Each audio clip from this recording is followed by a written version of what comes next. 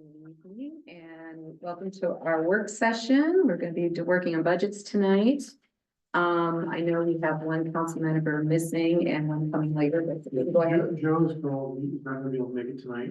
Councilmember Sherburne will be here about 5 minutes late. Okay, so we'll go ahead and take a roll of who is here now. Councilmember Gray, Here. Councilmember Schmidt, Here. Councilmember Pointer, here, And Sherburne should be arrived shortly. shortly, yep. Okay, we're gonna get right into it and I'll let Tim and Aaron take it from here. Actually, since Chad was not able to make our meeting, our last budget work session, we're gonna talk to Chad on the water department budget and let him go through what he's got in there for you right now and answer any questions you may have of him.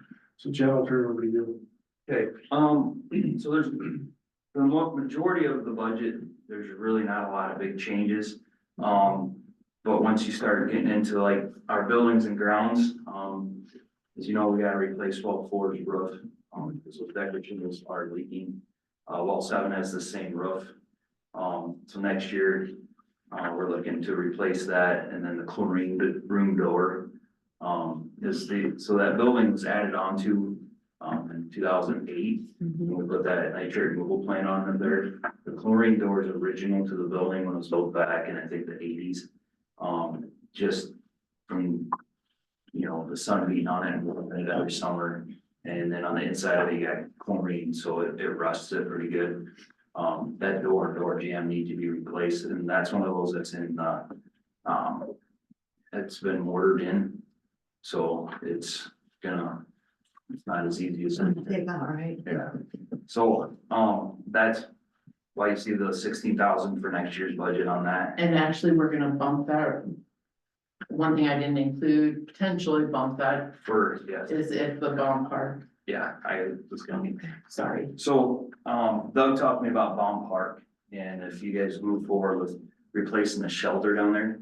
Baum Park, all the electricity for the Parks Department and that well house have kind of been intermingled. And it's a big mess on the inside of there. We still have the old screw-in type fuses in there. And to get more outlets to the park back when they had the, what was it, rhubarb and the rhubarb fest. Yeah, rhubarb fence, yeah. So they needed more outlets down there, so we just kept adding on to our fuse box. And it's not ideal. So I had Mark Becker come down and give me a bid on what it costs to clean it up and separate the park from the well house. On the outside of the well house right now, there is a panel out there that like the bikeway walkway lights are wired into. It's part of the actual, the meter pole. But there's 8 more slots in there in that breaker panel, so we can easily switch the park stuff for that shelter and whatever else they need into that panel. But then we wanna update the actual stuff inside of the building, so like put an extra breaker panel in. We have a bunch of electrical boxes in there that are no longer in use. Because it's just, all we do now is pump water there up to the well 4 site, and we treat it up there. So we got things in there that can get removed and cleaned up. And like I said, get rid of the old fuse panel that has those screw-in fuses in it. His quick estimate that day that we talked was $5,600. Get rid of all the park stuff, get it out to that one panel. And then whoever does the park work, you just go from that panel in a conduit.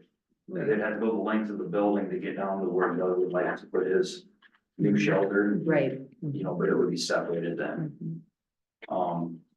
That's something we wanted to do for quite a few years now. It just never really made sense to spend the money. But now that we're gonna, if potentially you guys move forward with that shelter down there, it would be the time to do it. And then when we had that tornado, lift the panel off the top of that roof. Got a bunch of stuff wet in there. The electricians came in and tested everything, and that was the first thing Becker said was this needs to get brought up to date. So was that 5,600, was that included in the 16,000? No, it It was in, wasn't, so so the, that's. The reason. Did the Doug reason have I- it written in his though too? not even 16 he's got Bond Park in his, the shelter. But it doesn't have about the panel, because I know I heard this Not story for, from No. somebody else, yeah, And that was on me, not on her, because okay. this was, Doug informing me kind of late in the process. that, gotcha. Hey, I'm looking to do the shelter, Mhm. you can have that in his budget. So then I was like, well, I better get a number on what it's gonna cost to clean this up. Okay, So, that kind of happened late in the process. okay, gotcha. William Street Tower, normally it costs about $6,000 to do, clean out and inspection. William Street's the lake tower, the home of Hawks Tower. The Mhm. bottom of the bowl, we found three little spots, well, from the ground, they look about like this big, that have, pops and rust.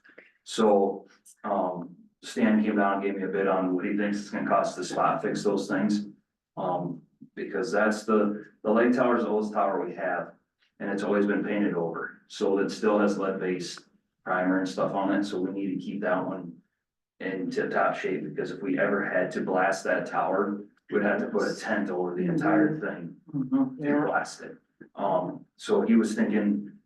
He was thinking more around 9,000, but I like to make sure I got my bases covered in case he finds some more spots up there when I get power washing and really searching hard for more of those spots to repair.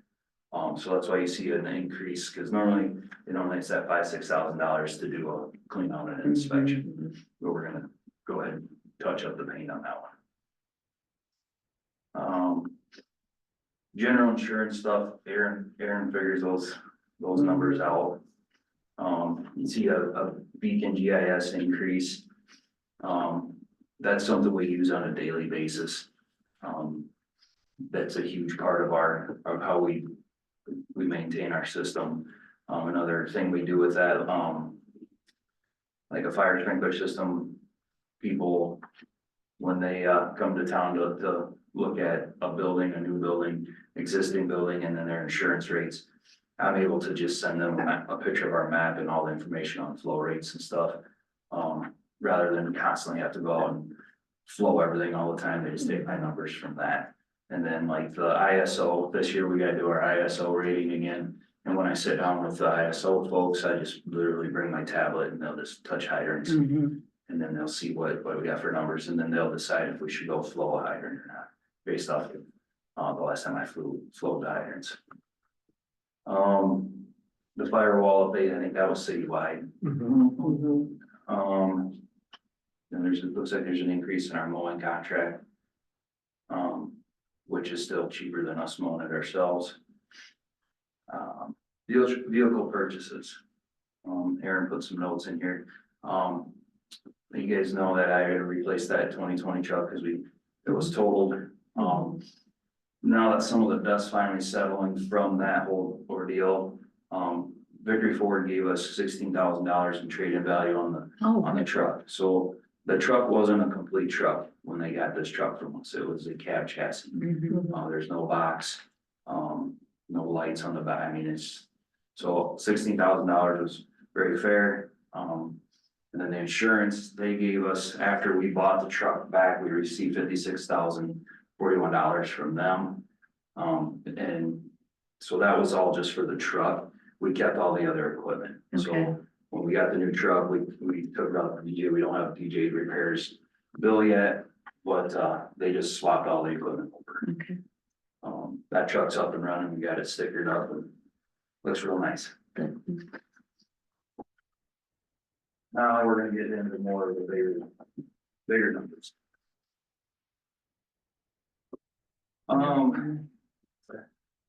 We updated the meter numbers after your frozens, so that's actually. Yeah, so we re-estimated this year's budget up to 50,000. We had, that one cold weekend, we had, what was it, 18 frozen meters that weekend. So the way our budget works, even though I charge the people that had frozen meters for that frozen meter, that's an income, revenue, and this is an expenditure, so I needed to be able to purchase those meters back. Mhm. We've been running really tight and lean on this meter line. with the goal to start getting ahead on our new system. Mhm. So far, we're just keeping up with all the new construction in town. So we're really not getting, we got 372 of them installed already, but we're not, getting in the old system and removing the old stuff to upgrade that with the current budget that we're running. So like Aaron said, this 40,000 is actually gonna be 50 for this year and next year. So to order the meters back that we lost, and then I needed to order more because, Wes has got, 2 more 12 plexes going, so that's 24 more meters that we need, and Steve's still building. So I ordered 48 meters, just so we had some left over from where we already. How much does a meter cost, Chad? A meter costs, I have these numbers, I think it's 169. It varies though. Yeah, that's the iPro. So the iPro is our basic home meter. Yeah, so. 169 for the meter, and then it's $176 for the MXU that we use to read it. Okay. So every house costs about roughly $340, it's 300. So like, and then if we do a 12 plex, like Wes is over there, if I figure that out with a dual port meter or a dual port reader, they cost more. That's the way we read the meter.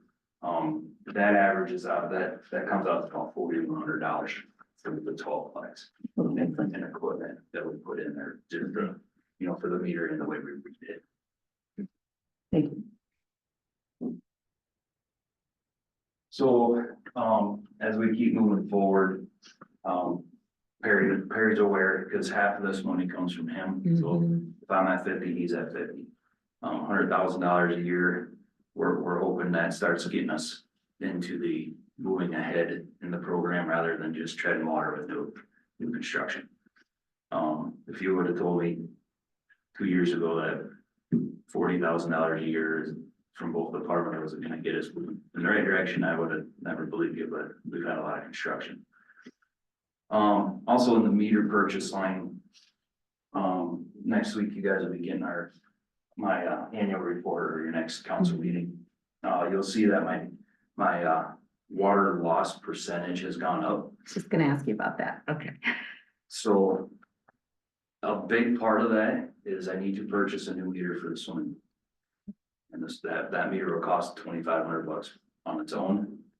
And that's not counting any of the other piping that needs to be fixed inside the pump house that's meter related. So that, when I purchase those types of big meters, whether it's a city facility or somebody else's, that also comes out of that line, and those bigger meters are very expensive.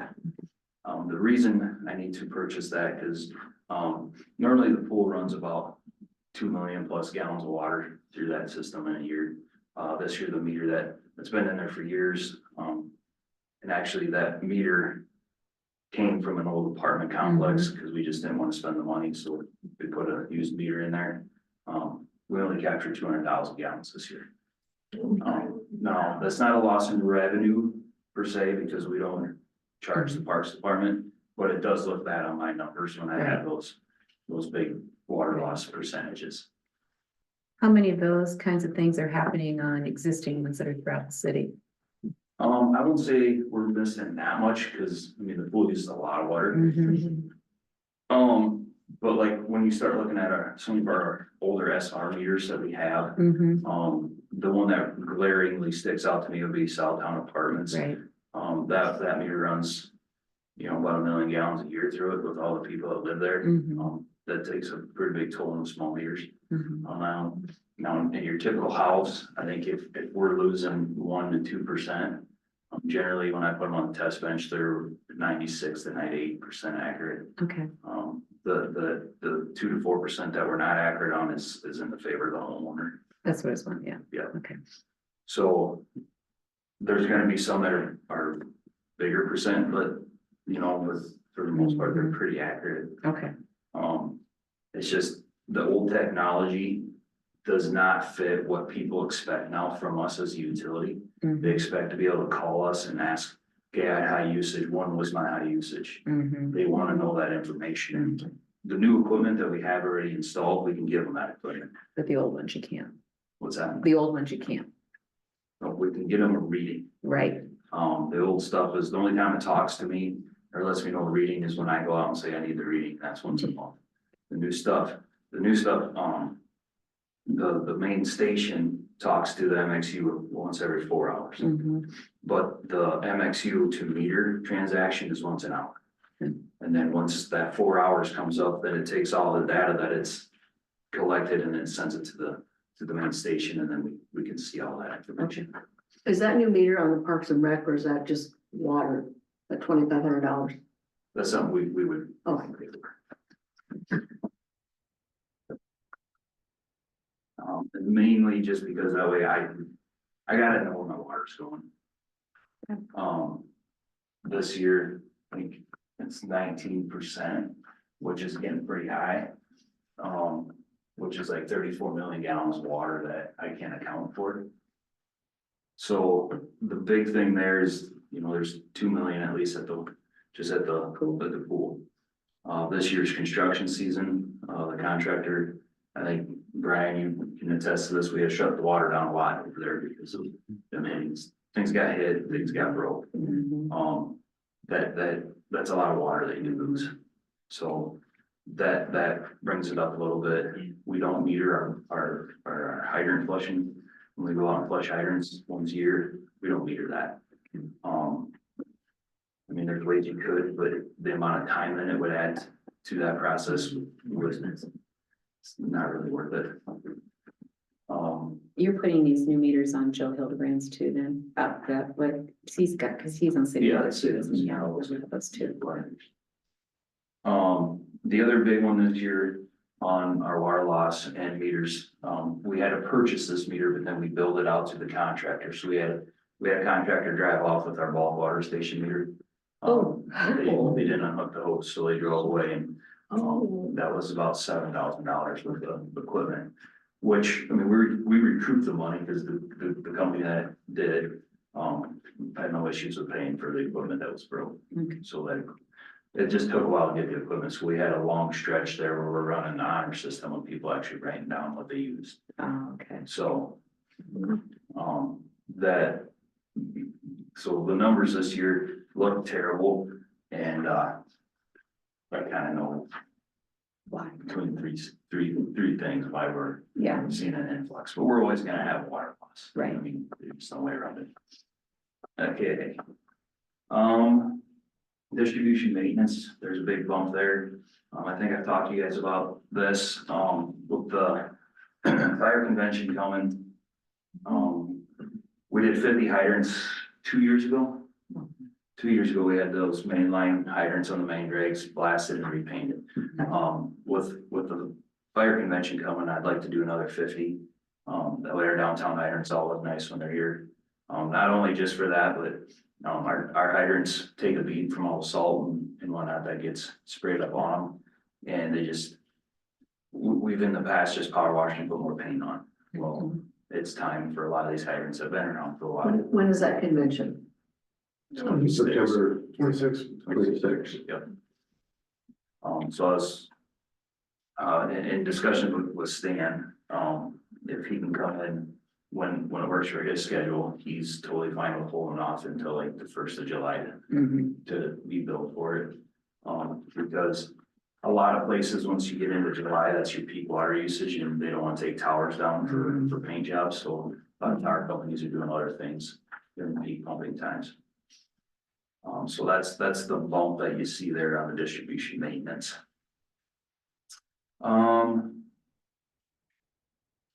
Then we have the booster pump, or VFD project, I like to call it.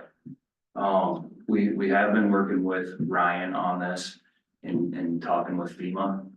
Trying to utilize a FEMA program for removing vital infrastructure. Get them either fortified or removed from floodways and floodplains. Unfortunately, they've only done this with lift stations for sewer. Mhm. So a lot of times they just like to elevate and fortify them, and with us having a way to eliminate it, it's kind of new in their book. Mhm. So I've already gotten quite a bit of information, to them. They wanted to know the meter count of the people affected if something were to happen down the booster pump. And that side of the town couldn't get the pressure that they're used to. People that live over there already know what that's like, when I do tower maintenance over there, because I didn't bring that to the other side of the low pressure side. Right. So that project, the latest estimate that we have from Ryan on that is looking at like $1.8 million. So we are moving forward as of, just the engineering side of it and seeing what we can find for grant funding to help out on that project. That's a big thing for the water department to eliminate that. For lots and lots of reasons, it really needs to go. But the biggest reason right now, I don't know how many of you guys get phone calls from people complaining about water pressure, but as our town grows, we're really at the limits of our low pressure system. So it's very important that we either do this project or, the other options that when we were looking at options is a standpipe or another water tower. So, and this is by far the cheapest option to go this route. Well, improvements. All of our wells are on 15-year life cycles. Every 15 years we pull and replace the wells. Last year, I think we did well 6. This year's well 5. Well 5 is the one down in Palm Park. The estimate that we got was right around $30,000 to pull that work. And then after that, then following that will be well 4 and 7. Unfortunately, they're not spread out. We think they would be because they were definitely not put in bang, bang, boom, but that's just the way they've always been. So then we can keep that life cycle and, going on with that 15-year. And that's actually industry standard was always 15 years, but a lot of places have upped that now because of electrolysis and just different corrosives that are now being found more and more in the water. A lot of communities are going every 3, 5. Some other, they go 3, 5. Some communities are 10, some are 12. But it used to be industry standard was 15. When we pulled well 6, Northwood Well Pump does our work, and they think 15 years is fine. We don't have corrosive water. And in the areas that we had, where communities are seeing the electrolysis in their wells is where you've seen them upgrade. A couple of years back, they went from 320 to 480. And everybody's houses are grounded to their water lines, so the end point for that straight voltage is your well. So we have a couple wells that we have these big fiberglass arresters that are on the well pipe casing it through the well pipe itself to help with that issue. So we have not seen, since we've done that, we haven't seen the pitting that comes along with that electrolysis. So, but that's what the 30,000 there is for. Source water protection, we don't have anything in there. Ryan Wicks just got, I don't know what you call it, approved. Yeah. To be part of a IDOLS program. So I'll be working with him again, with a lot of the stuff that we've already, had done with different studies and different groups with my wildlife protection group, on trying to fire up some projects again to help with, stormwater mitigation and do it in a responsible way to make sure we're not increasing nitrates in our water. So I don't foresee us being part of those projects. But like everything, you ask people to put a project on their property, they're always gonna come asking for money. So, I don't foresee anything in a year or two coming from this, but I do want to mention it because it's something I still feel is very important that we continue to work on as part of, I think part of this is similar to what we did with the meandering wetlands north Yep. of Wes's property on the Yep. east side. Mhm. We were able to get that one pretty much fully funded with a couple different grants, and so that would be the same thing we try to do here. And we're looking outside of actually the city limits, as some of the key spots. So, Okay. but this will be more of Ryan's baby. We still have to take a role on it. Right. Because it's But- for the city of Manchester. So. When Ryan talked to me about it, he was hoping that, when I have to be quite so hands-on, that it would be more, because they get, they're getting paid through the Night House programs. But we're still gonna use a lot of the stuff that we paid for in roundabout way for the studies that we did with Iowa State University and the DNR and everybody to get ideas on where we need to put and implement different source for stormwater. So I'm just curious because I sat in on some of those meetings that Iowa League cities regarding the lead things and PFAS and all that other stuff. Is any of that gonna be coming down the way that we're gonna have to be starting to budget for any of that kind of stuff? Yeah, coming eventually in? it will be. Okay, they haven't set any dates or anything like that yet. Well, the lead and copper, it's 13 years 13 years, okay. is the date that they have set. That we have to have it done Well- or that we have to start? Well, the tricky part about it is the wording of it all, Okay, okay? So in our inventory right now, we have not found any lead service lines that are coming into someone's house. perfect. The wordage on what constitutes it as a lead service line. What we normally find, and I'm not saying we're never gonna find a fully lead line in this town. But what we normally find is what we call lead gooseneck. That lead gooseneck is about 6 inches long. It comes out, the cord goes into the main, and Mhm. then to run galvanized, galvanized doesn't bend. Right, So they have a lead, what they call gooseneck Gooseneck. that does this, and then that connects to the galvanized. okay, As of right now, that's not considered a lead service line. okay, okay, But what I will say is we're not. Done, or we're not, I don't know the right word other than, we're not in the clear, but we are pretty far ahead for community our size. okay. With the street projects that we've been doing, Okay. since we switched, if we're putting a new street in, we're upgrading the infrastructure. Mhm. That's eliminated a lot of those lead goosenecks. That's awesome, okay. And honestly, if we're gonna put concrete or even new asphalt, as much as we possibly can replace that stuff, because even those old galvanized lines are on borrowed time. Right, Some of the homeowners have been very proactive. There's a handful of them on like East Main Street now that they know there's gonna be some asphalt that have reached out about getting their lines replaced before the new asphalt goes down. okay, Because then what we'll do is we'll allow them to pretty much just rock the whole shut until we go through there, and then they won't get charged for the asphalt patch. perfect. Okay, That's good. So it's been a nice little tool that we use when we're doing that part. okay. as Cause I far know as- that the survey went out, I didn't know how that.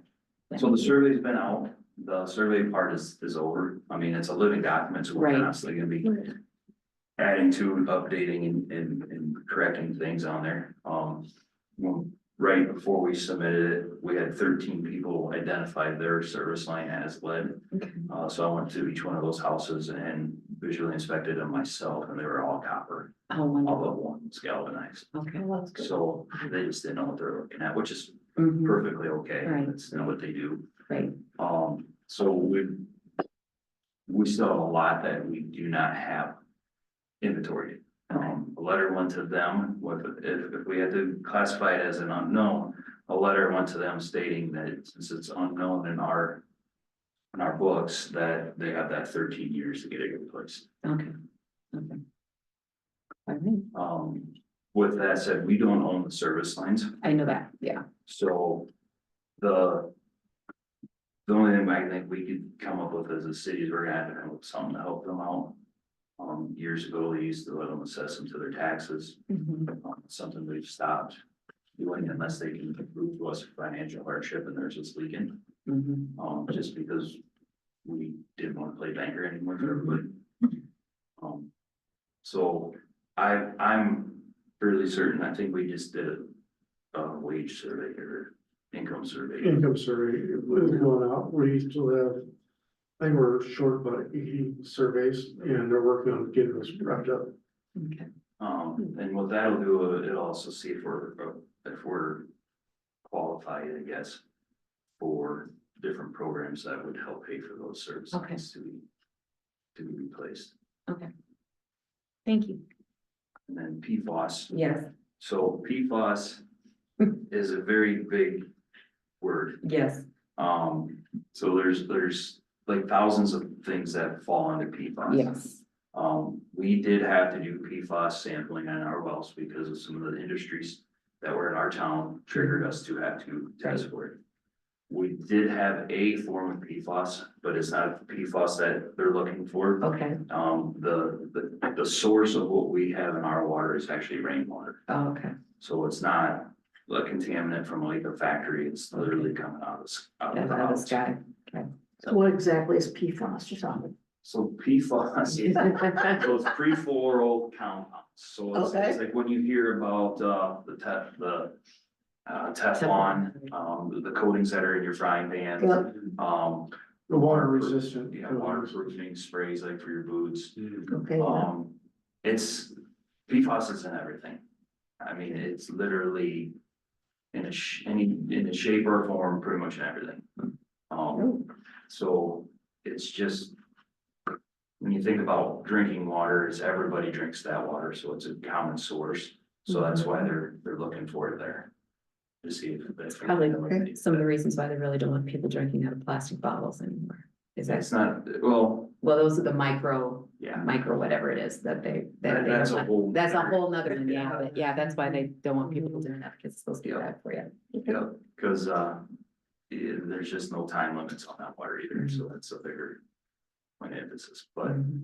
yeah, that's a whole other. Okay, well, thanks for trying to explain it. Because, I mean, it would take Yeah, I was in there for an hour and my head was going, what? at least an hour Yeah, to really explain it well, yeah. what it all is. But the list of compounds that fall into It's. what they call PFAS material is a lot. Okay. And it's just a lot of different letters, Mm-hmm. so. Okay, thank you, Chad, I appreciate that. Any further questions for Chad? Thanks, Chad.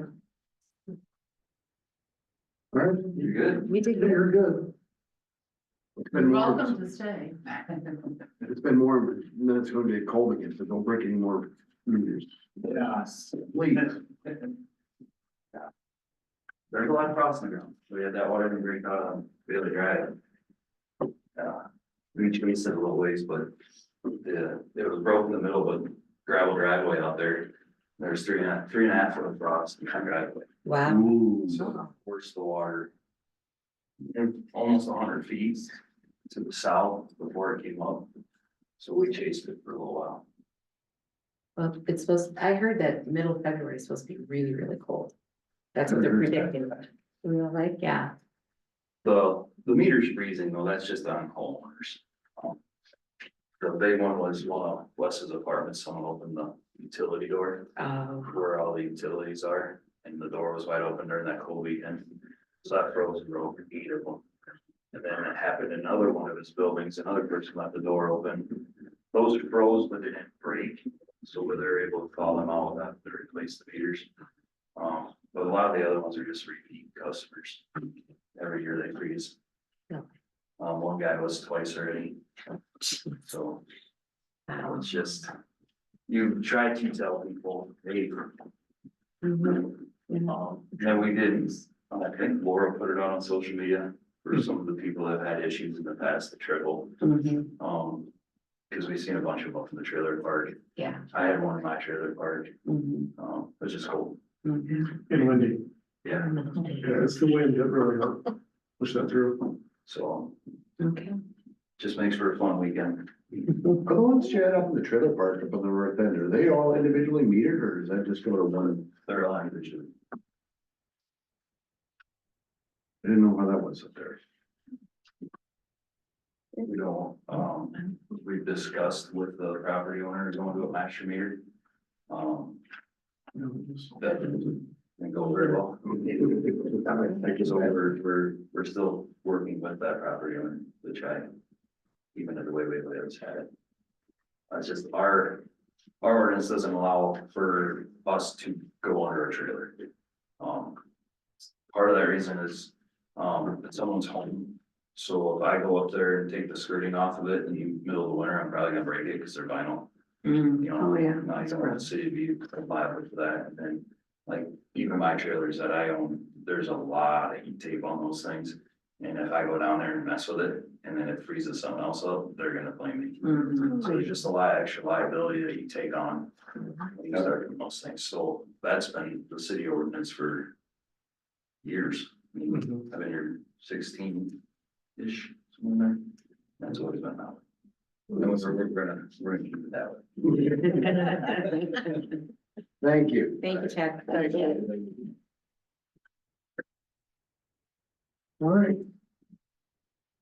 We'll go on, unless there's questions for me on the water department, we'll go through the big pack of papers I handed out. And of course, we briefly touched on this the last meeting.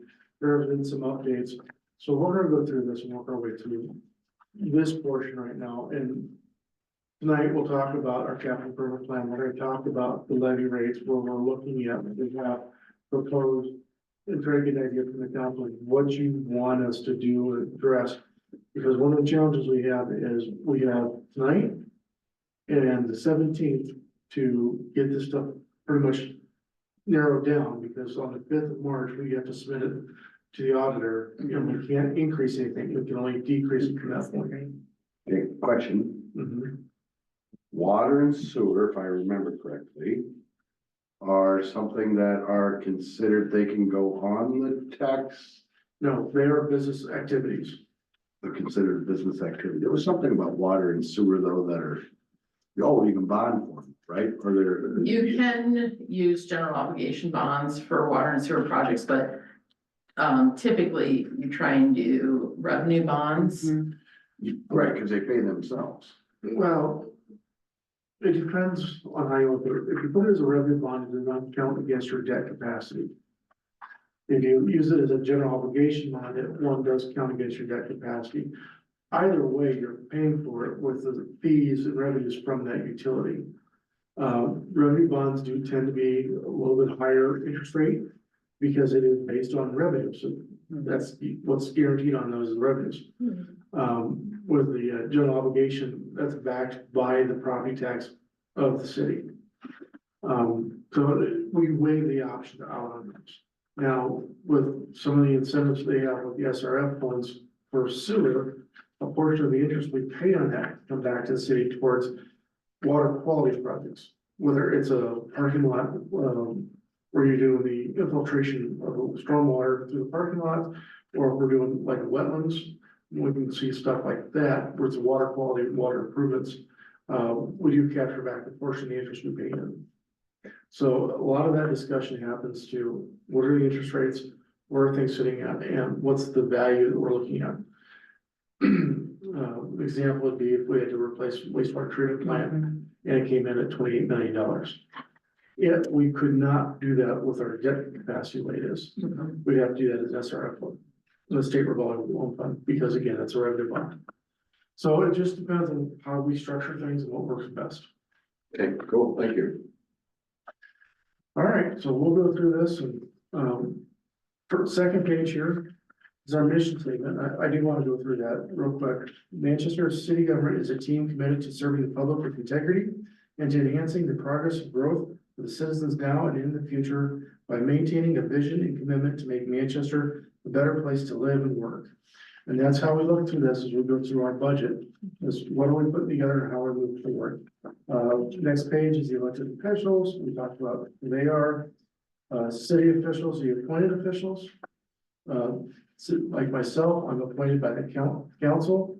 City clerk is appointed by the council, police chief is by the mayor. Fire chief is council approval, but the department elects that person. The city attorney is appointed by the council.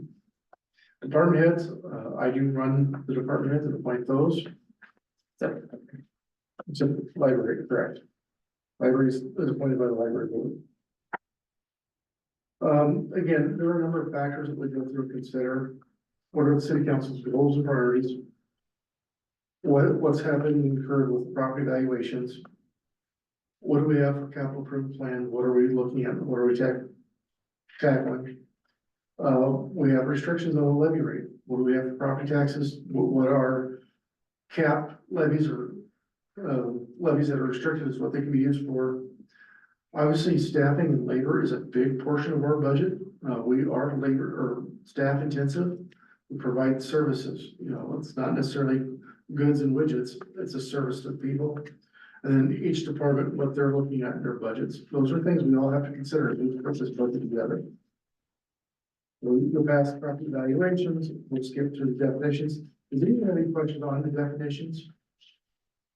I put those in there just so, again, you can see what we're talking about. If you have any questions or concerns, because again, Karen and I live this. This is what we breathe and drink every day. As council members, some of you have been here for a longer time, and so you have a better idea what's going on. But someone that's new may not quite understand the difference between what an assessed value is and what taxable value is. And so that's what we wanted to put together. And also, as you're going through this presentation, if you guys have questions, just stop him and if you need him to clarify, because, you know. Please interrupt. Sometimes I don't always see visual cues. So we get to the assessed value by class, and we talked about this briefly. We have seen our valuations increase. Part of this is because property values increase, houses and costs have gone up. So we've seen, like, the residential go up from 2021 to 2026. It's jumped up $114 million in value. Now, we have quite a bit of new value come on. Also, one of the things you have to remember, in 2021, the multifamily residential was separate value class in the residential was. But in 2026, multifamily residential is included in residential. So when we saw the apartments coming on, they were multifamily, previously a separate designation classification, but now they are combined with residential. So that's part of what skews that a little bit. And then you can see what we have for agriculture. We don't have a lot of value for agriculture in town, 1.5 million. Commercial, industrial, those really kind of flat. Commercial is growing. We're seeing some new commercial. And as you see with A1 Mobile Storage, that's new industrial plant coming into town or factory. So we're gonna see some things increase, but again, commercial and industrial valuations do not change much. Unless you're bringing the new stuff in, they do not change that much. A couple things I do want to note, we have exemptions. You have your military exemption, and that is a reduction of what people have to pay based on military service. We've gone from $500,000 in 2021 to just shy of $1 million in 26 in exemptions off those property valuations. It's now a homestead exemption. It used to be a homestead tax credit. And the state would pay that tax credit to buy down what those valuations were. The state no longer does that. It is now a homestead tax exemption. And therefore, those property values are not are exempted from taxes. And so we've gone from exemption, or now the credits we can't see because those are credits that weren't charged to the city initially. The state paid for it. Now the city is seeing this impact our budget. So we have $3.4 million in exemption valuations. That came off of what we could have had. Tax, there was tax before the state used to. That's what I'm trying to say, yeah, So say shifted the burden from them to us, to us, yeah. so. And then Oh, dinged us because we had growth. exactly. So, and then we talked about the valuations without TIF, and then with TIF, what that TIF value is. Now that TIF value is what we're using to capture the payments for the rebates and the bonds we're paying off with TIF. What that is that's actually a baseline of growth. So we're seeing that value grow from, easy way to talk about this, we'll say you put a parcel of land, you have a base value of $100,000, no building on it. We do a development agreement with someone to bring in a new commercial building, they're putting $1 million value on that. So now all of a sudden that land, it's still $100,000, but there's $100 or $1 million building on there. our value. We can capture that entire $1 million and use that to pay back what we're seeing for any development agreements or rebates we do. And until we release that, we're capturing that money or that value to pay for bonds and rebates that we have in development agreements. Okay? So you can see we kind of stay stable with that value there. It just depends on how much we have going on in rebates, development agreements. The next page is just a graph showing kind of the valuations. Again, 71% of the city's value, assessed value, is residential. So when we have something that impacts coming from the state, our tax abatement or residential rollback, that's 71% of our history, of our value that's impacted. If they do something with industrial, that's 4% of our value. It doesn't hurt as bad, it's still an impact. Commercial is 18%. Again, that's the assessed value. We'll get into taxable value next. Taxable value is what happens when we apply the rollback then to that assessed value. And that rollback changes every year, and that's set at the state level. It's nothing we have any control over. It's based on a weird formula they put together on growth, what they're seeing across the state, and it's coupled with agriculture. So residential and ag are coupled together. Neither classification can grow by more than 3% now, or else it gets rolled back to the lesser of which one grew the less. So agriculture grows at 1%, residential grows at 5%, residential gets rolled back. It's capped at 1% growth, because that's what agricultural growth is. So that's where we're seeing that challenge is trying to figure out where things are going. And It that makes no sense. Don't look at me, Connie. You're a math teacher, I'm going math teacher, I tell me know, why. but why? Yeah, But why? That's- This was implemented back in the 70s when agricultural land was skyrocketing. Yeah, but it's And- not anymore. Yes, it is. Well, it did change, but it was trying to reduce and minimize the impact of the valuation increases based on these properties. It has some value, some merit to it, but there's not a floor, there's not a cap, and there's not a base. So But you can't compare it apples to fluctuates. apples. And so we'll go through what the residential rollback does. Yeah. And so one of the things you can see again, we had to take out the multi-residential in 2024 because that was included with a residential district up above. And so you can kind of see how that impacts us. So when we apply the taxable value, the pie chart looks a little different. Residential is 64%, it's not 71%, it's 64%. Industrial grew from 4% of the value to 6%. Commercial went from 18% to 27% of the value in our community. So that's where you see that impact really fluctuates and changes. So the next page is assessed value compared to taxable value. And the only thing I want to point out here is the relationship that we've seen between what taxable value is and assessed value. In 2021, when you took a percentage of what the taxable value was of the assessed value, it was 62%. In 2026, it's 52%. The taxable value is 52% of the assessed value. So we 10% decline there in what the assessed value is compared to the taxable value. And the next page is just a graphic, just kind of show you a little different. So rollback history. Again, I just do this as a 5-year on this graph here. So fiscal year 22, it was 56.41%. And it's dated 54, and then in fiscal year 25, that's when we saw the increases in valuations of properties because of COVID, the shortages of housing, the lumber cost skyrocketed, building costs skyrocketed. And so the rollback did what it was supposed to do. Houses shot up 20% value. The rollback rolled that back, so we didn't see that huge of an increase on your property taxes, that tax bill. So we went from the 54.7% taxable value. So $100,000 house, you would pay taxes on 54.7% value, $57,000 or $54,600.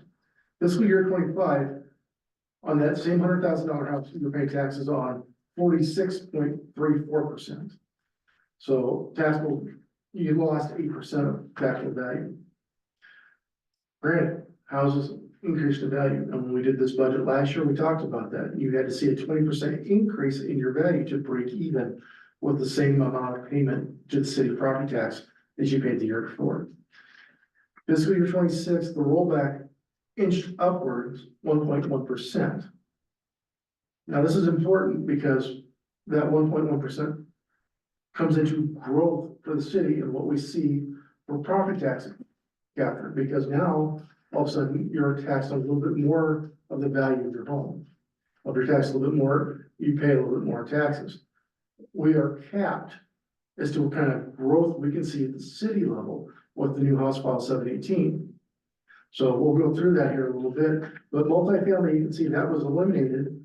Multifamily 5 years ago, 6 years ago, was taxed as commercial property at 90% that time. And now it is taxed as regular residential, meaning it has the same residential rollback. On $1 million apartment complex, you're paying on less than half the value of that apartment complex. Commercial industrial, that has changed how they're taxed as well. Previously it was 90%, prior to that it was 100%. It was 90% up until fiscal year 24. Fiscal year 24, they changed it so the first $150,000 of commercial or industrial property is taxed at the same level as residential. The remaining value is taxed at 90% rollback, and then it is combined together into the tax rate. Now I'll go through that here shortly, but I just want to point that out. If you go back to the next slide, you go to 11 years residential rollback history, and I've got the history back to when it started, and you can see it bounced around in the 50s. 55 area for several years before it declined down again. So those are the things, as we get into development levy, I'll talk about how those assessed values impact what we're looking at over the levy. What I want to get into right now is our capital improvement plan. Because I need to know if there's projects in here that we're not going to look at or we don't want that need to be removed from this project. I need to know that so we can make those changes. We've talked about the administrative level. We've got 2 projects we've already agreed to. Yorkview subdivision phase 2, West Side Estates phase 2. Those have been agreed to, so that's something we can't necessarily change. The City Hall server project is something we need to update. We have a hard server here in the office that's aged out. That's getting to the point where the software isn't being supported. Instead of replacing that with an in-house server, we'd like to go to a cloud base. But next fiscal year, in 26, comprehensive plan update. The last time we did the comprehensive plan update was in 2010. We do the update on the comprehensive plan because we are growing differently, and they are typically done 10 to 15 years. So we're reaching out to the 15-year point. We have seen some differences in growth within the community in the last 15 years. What we were initially looking at for growth on the northeast side of town hasn't really materialized, but it has on the south side, that Highway 20 corridor. What is that going to look like for the next 15 years? How do we plan for that? How do we set up what we're going to need for water and sewer? And part of this is going to be that conversation about what do we look at for our water department do we still have 2 different water pressure systems, or do we combine those down? What about traffic and transportation? What are we looking at as the growth occurs? Where is it going to occur and how we provide services to them? So that is in the plan right now at this time. Now, just because it's budgeted, I still have to bring it to you, you still have to approve it. So if you want to keep it in there and still have this as a conversation, that's fine. We'll keep it in here and we'll continue to move forward with this as a plan to start working towards it in fiscal year 26. But we still have to bring engineering or firm into you for approval. And depending on how the process goes, with whether you want us to go out with requests for qualifications, which is what I would recommend. And get a couple different firms to put together a plan for that, interview them and select the best ones we want to work with. And come back and get a quote at that point. So that's something that's in the works. Can you kind of tell them what we do when we do a comprehensive plan? I mean, after we've done all that, who's involved, how it works and so But forth? typically, the planning and zoning commission gets the brunt of the work. Now, we do have open meetings, public hearings. We try to have the fancy word that and the last firm that we had, the Charrettes. Shreds, yeah. Yeah, basically, they're just open houses. We'll bring people in and talk about, what would you like to see? Community members, we bring the Community community members, members in. Invite the community in to come down and talk with us about ideas that they have for different areas, what they would What's like their to see. vision for the city? Correct. And we would incorporate the park improvement plan that was just approved. So those are things they look at. We have, excuse me, to sneeze. Let's see. It'll go away though. Yeah, it'll go away now. I've been informed that the RCA, ECIA, RPA is applying for a grant, for planning grant. And I am interested in having a traffic impact study, traffic safety study completed on the intersection of Honey Creek Drive, North 13th, Winslow Drive. Because of the angles that we come in off of Honey Creek Drive, the angle that you have off of Winslow Drive there at the intersection, and you're looking almost completely back behind you. I think it's a safety issue, especially if we start seeing any more growth. And what can we do to improve those intersections? Because Winslow Drive comes right there, you have that weird angle right there, that triangle. It's important that we look at that, if that's a study that we can get funded, I think it's important for us to move forward on that. And then that would be something that would be incorporated into our comprehensive plan as well. A safety improvements on traffic and safe transportation. We look at all, our street projects part of that? too? Yes, projects are part of that as well, And on a lighter on a lighter, yeah, scale, a lot of it is future planning, long range. long range things, where we want these things. Yeah, especially our collector streets Right, and arterial streets. Arterial streets are pretty well set for us right now. We're not growing like Des Moines and stuff like that. So our arterials aren't gonna change, but the collector's money, where we are dumping off the residential or local streets onto a main thoroughfare where we want people to transition to get onto them. So a collector street would be something like Doctor Street, as we look over here on North Fourth Street. Places where we dump traffic off of as we do detours and stuff like that. I did have a couple people when we were having the meetings with the More for Manchester groups that we're doing right now, because they're looking at all of our, what's the word we call them, our capital, The columns. yeah, that they do. Pillars. Yeah, pillars, that they really thought that the information that we have from that should also be, and I agree with them, should be part of our comprehensive plan, because they're also looking at, what amenities are we offering? Where's our housing going? They've got all those other things. So the comprehensive plan is very detailed. It does go into the socio-economic It does. development of the community. It talks about where we are with average wages, talks about our housing stock, what kind of condition they're in, the different parks. So it gets in depth on a lot of this stuff. It's kind of like a housing study is just citywide. Right. So is there any concerns about leaving this in for now? I would leave it in. I would too, it's an important tool for us to always be looking towards the future. If we're just looking at 1 year at a time, we don't get any place. We have to look to what we can do that's going to lead us to the next thing, lead us to the next thing, I think. And I think that's what the comprehensive plan does. And you said this is like a 15-year Yeah. window of. Correct. Was it 2010? We look at this. Was it 2008? 2010 is when it is. Okay, 2010, okay.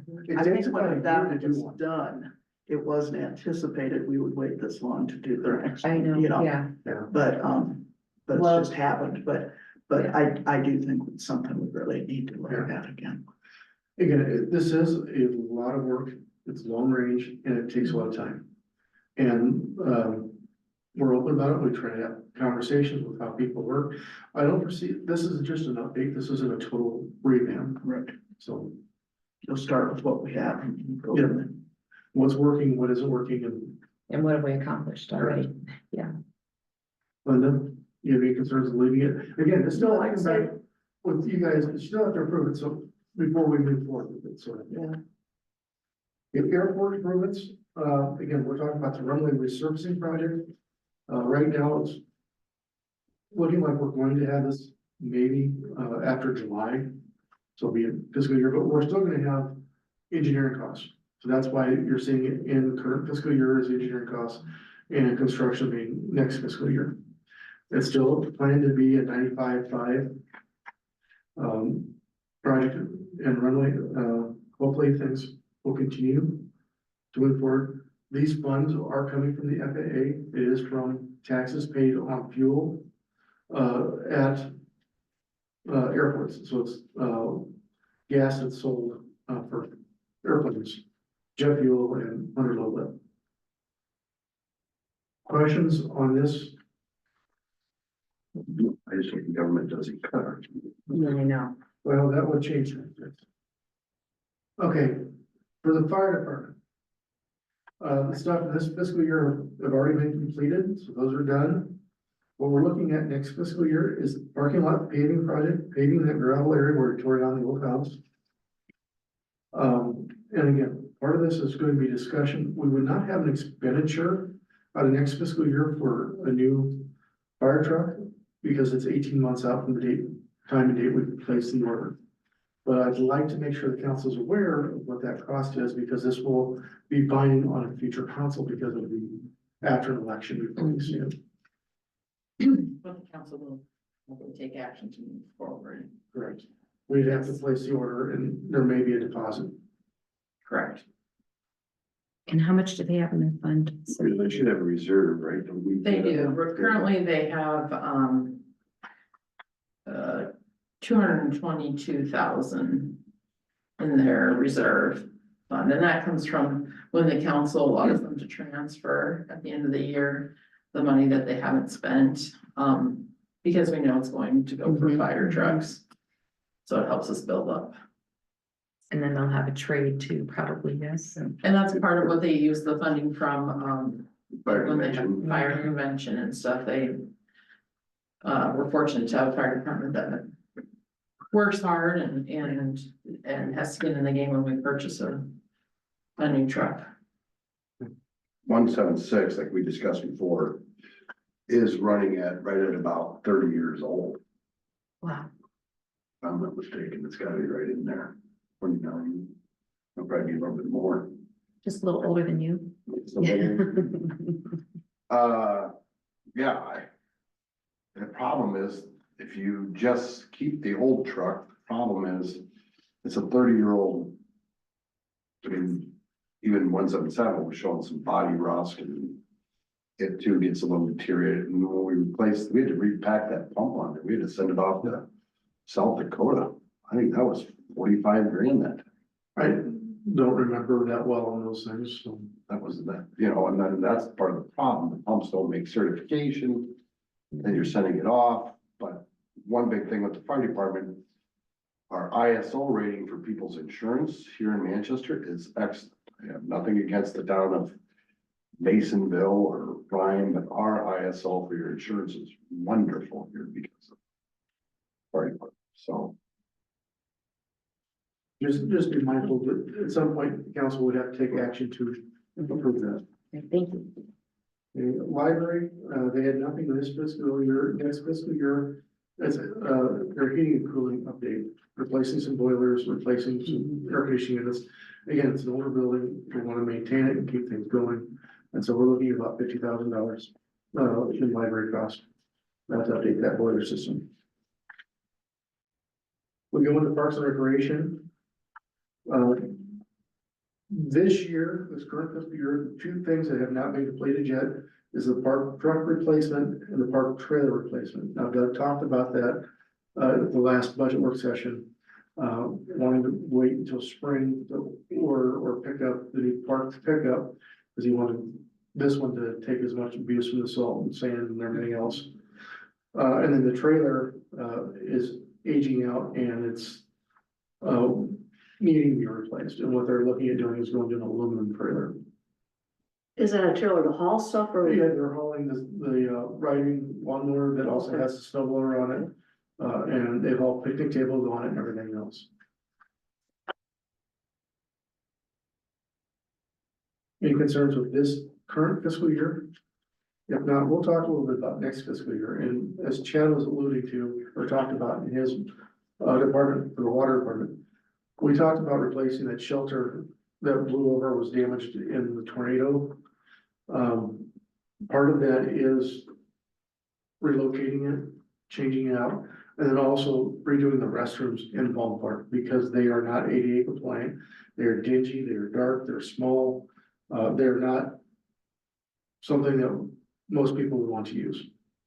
And we did receive some insurance money after the tornado. Is how much we, 15,000. that's it. I think we got a little bit, no, or there might be some in reserve for when we do the actual I work. think there's some in reserve, but I think we just got to check for $15,000 from the shelter. Park truck replacement, I know Tim. And we've always brought this up before, is it possible to find a decent? Used with very low miles? I'm just asking. Yeah, I think we might check that out. The problem is you don't get to pick the options that are on. That's right. And historically, long before COVID, we used to be able to pick up a fleet vehicle a lot cheaper than what you could buy a used one. Yeah, exactly. But right now, the prices just aren't there if they're not doing fleet vehicles. We're kind of not seeing as big a discount as we saw in the past. So it may be worthwhile to look at something that's used. Is this the truck that JJ drives around? Yes. Going all the Silverados. Then I all these think his other truck trucks would that go people down are to the doing. I summer mean, They guys. said the Yes. price of those are gonna go. I know it. And that truck that they, Yeah, well, we have a trade, but it's an older truck. I think it was Jason Hates' truck. yeah, the truck that the park guys drive now would be the one that we would trade, so we And the basically. transmission's getting weaker, and there's, That's the old blue one, isn't it? you know, there's. It's It's- silver. Yeah, it's silver. So, Yeah, the two trucks are almost identical, just JJ's has a long box on it right now, or a regular box. How long do you have to spend the 15,000 from the insurance? I mean, do you have to spend it They any just pay time? us They out. just pay you out? Okay. Concerns, no, just Terrell Park backwater culvert. You know, that's we the talked next about- one. We talked about that for quite a bit. We don't know how long it's gonna last. It's not an emergency. No, but when it goes, it's gonna go. Mhm. Yeah, And when it goes, we're gonna lose backwater. Yeah. That's my backwater. so that's the reason we have it in here. What's it gonna do? to the industry? I mean, if it goes. Nothing. It won't have an impact on the Okay. market. No. No, the biggest issue is that the backwaters, if that culvert goes, it'll drain that backwaters area, Yeah. turns it back into a marshy swampy area. I think that should stay, in my opinion, because I live back there, for sure. I think it looks nice. I mean, Yeah, it's very nice. people don't know the backwater's only, Yeah, it's not gonna be enough. but it looks great. It does. I mean, it's a part of the city and part of. What's going on with the mower? The mower is 14 years old, it's due to be replaced. We just need to update, and this isn't the John Deere with the blower and the blade on it. This is a zero turn. This is the zero turn hustler that we have. And that's the one that really helps us out in the summer, cuts down the mowing cost. But the John Deere is getting old, You know why it's so mu- 15 grand, commercial They're going up. grade. They're going up. like, Yeah, this is commercial grade as opposed to being residential grade, so the deck is a much more stout. so. Typically a little bit better, hydraulics, because we run this much at a longer pace, 40 hours a week as opposed to a residential, like 2 or 3 hours a week. So that's what we have in the Parks Department. Questions or concerns?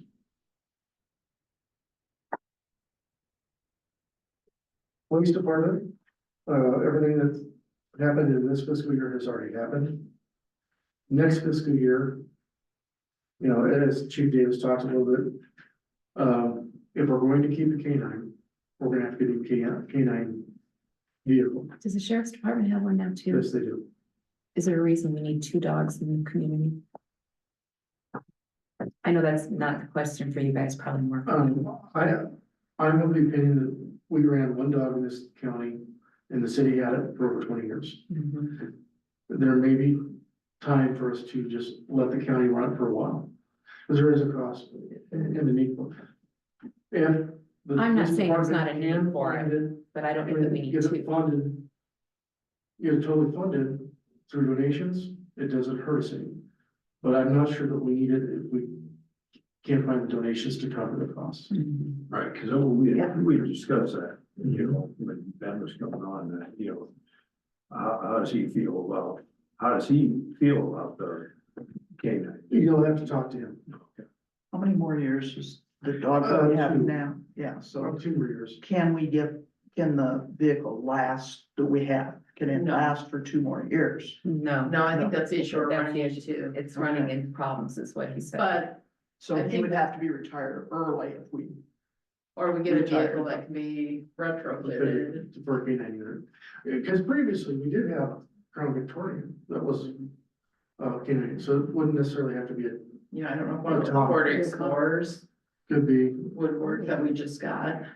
Could, just retrofit it. I mean, I don't know what the options out there of a town that maybe drop their canine because of the same reason. The county has one now, why would the city have one? Well, you I have don't know. I don't know if it's. canine officers retired. Or change jobs, and then all of a sudden, now what do you do with the dog, what do you do with the unit itself? Mhm. We do have an officer, canine officer, Sergeant Trumley is the canine officer. He is interested in continuing the canine. The question is the cost. Feasible. So that's But we currently have 2 dogs in the community, in the county, in yep. the county. The county has a dog and we have. The city has a dog. Mhm. That would be my concern is, you know, we pay almost 86,000 for a new vehicle. 2 years, we decide to Just continue. discontinue it, and now this, granted, they can still use the vehicle, but now we got a canine Mhm. unit. I mean, I Yeah. think they're wonderful. I think there's a need for them. They're definitely needed.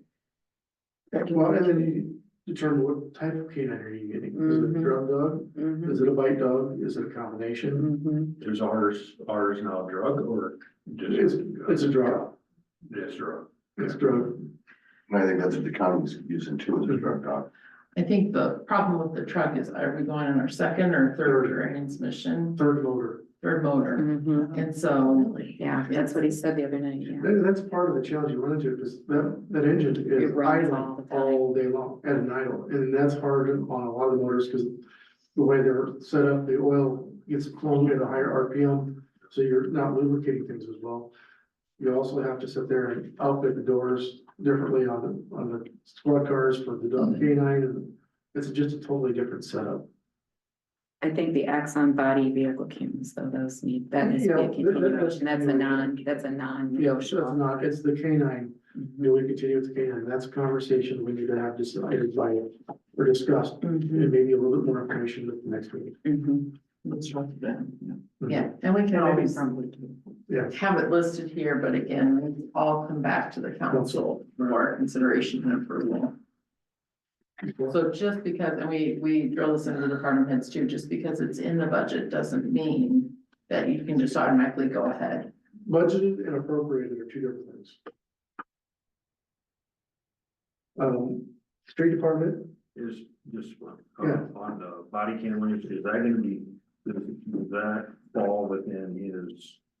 I know he's gonna be starting that new Quartermaster. quartermaster, or is that? this is a different section. Yeah. That's clothing only. Yep. And these were cameras that we've purchased already, but we were allowed to purchase them over a 5-year payment to stretch it out.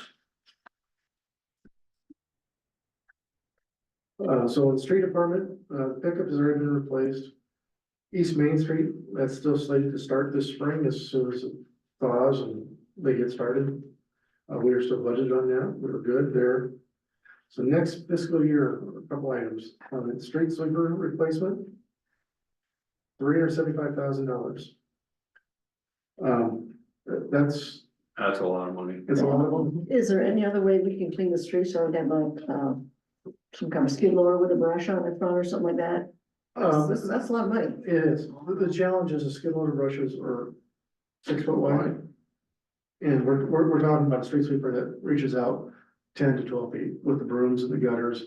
And then, dumping it, you get a little bit more Yeah, capacity. you'd have to have, you know, a dump truck following you around besides, which I understand. And the second skid loader to pick it up, cause the sweeper is just gonna sweep it Well, up. there's No, a they- style put in the bucket, Yeah, but again, the capacity is so much. it's smaller capacity, but you know, I guess the biggest thing is, for me, is, you know, having a $375,000 dedicated unit that Mhm. only does Y, and where, you know, if we could pick up another skid loader, which would help out with snow removal and other projects, a couple of those bucket, and then, you know, decide to pick a street that's really bad and tag team it and have Mhm. two of those with a dump truck.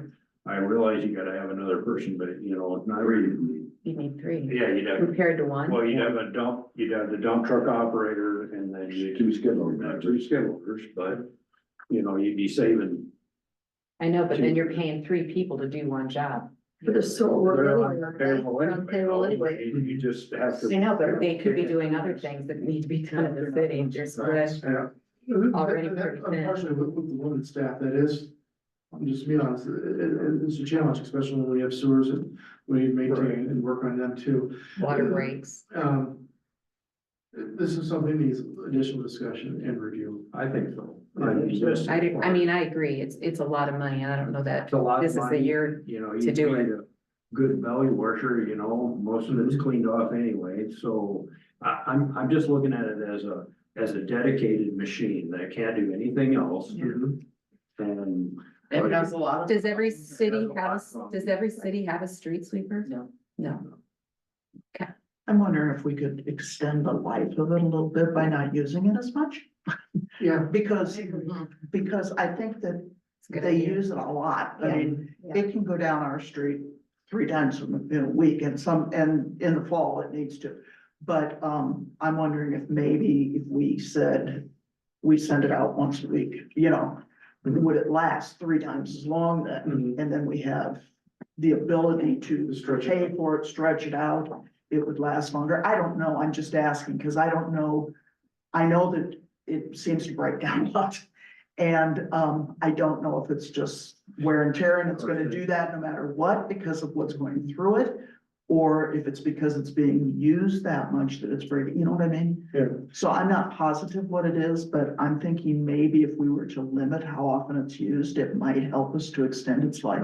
Then you got a $375 piece of equipment that Just sits sit there, like I got. But it's gonna sit there for maybe 6 years Yeah, instead of 3 20, years, or you know, 20. whatever. And let's face it, in 2 years, it's gonna cost even more, 14 so years, 13 years. No. it's I not. don't know. Was it I was 10? gonna say, I didn't. I don't think- think it's got that it. old. We got it not that long ago. That's- 10 that's years. what I Is it was 10 thinking. years? Well, I was gonna say 10. Do you want me to go look? Yeah, would you go? Yeah. Get I can the, go look. yeah, I thought. I don't know how long, but it just seems like it's bought it might be right at 10 years. I'm thinking it was almost Yeah. 10. Part of the challenge, is, again, it's in a corrosive environment, because it Mhm. goes out in the spring and starts sweeping up sand and salt. And when you sweep it up and it has that blower, that regenerative to blow it in the back to load it up.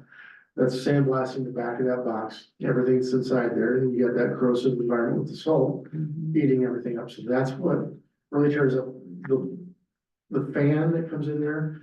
You got your wearable parts, which is all the brooms, they do wear out, and scrape down, so Why did we start having one? we've had one forever. Oh, really? I don't remember it when I was younger, but that doesn't mean anything. Now, there are different styles and different types, and so Timco was one, because we went up to Elkader and looked at what they had up there, it was a little cheaper brand. Okay. And looking at that Timco model, a lot of the parts that go on that, we could buy it Mhm. from Fleet or Norby's. Oh, As opposed to the Elgin brand that we have right now, that are specially deadline through the manufacturer. It's 2018, Oh, wow. 2018. Mhm. Okay. so it's not even that old. No. So, again, this is a conversation, that's why we have this. And we can have, Jason come back, but again, we can run it for another couple of years. I know we've had some maintenance issues and, well, we've got an electrical gremlin in there, it's been down to Des Moines a couple different times trying to figure out what Mhm. is causing some of the electrical issues. But I think also conversation about how often are we sweeping and Mhm. what do we do. It's a key piece that we use during our, leaf pickup, Right, but it's, other than that, it's just keeping. we'll use it for, It's nice when they do it downtown, you know, when you start doing around the businesses and especially if you're having an downtown event. banks, yeah, especially if you're having some sort of event, it's kind of nice to have it. Do they use it on the airport runway too or not? Yeah, Yeah.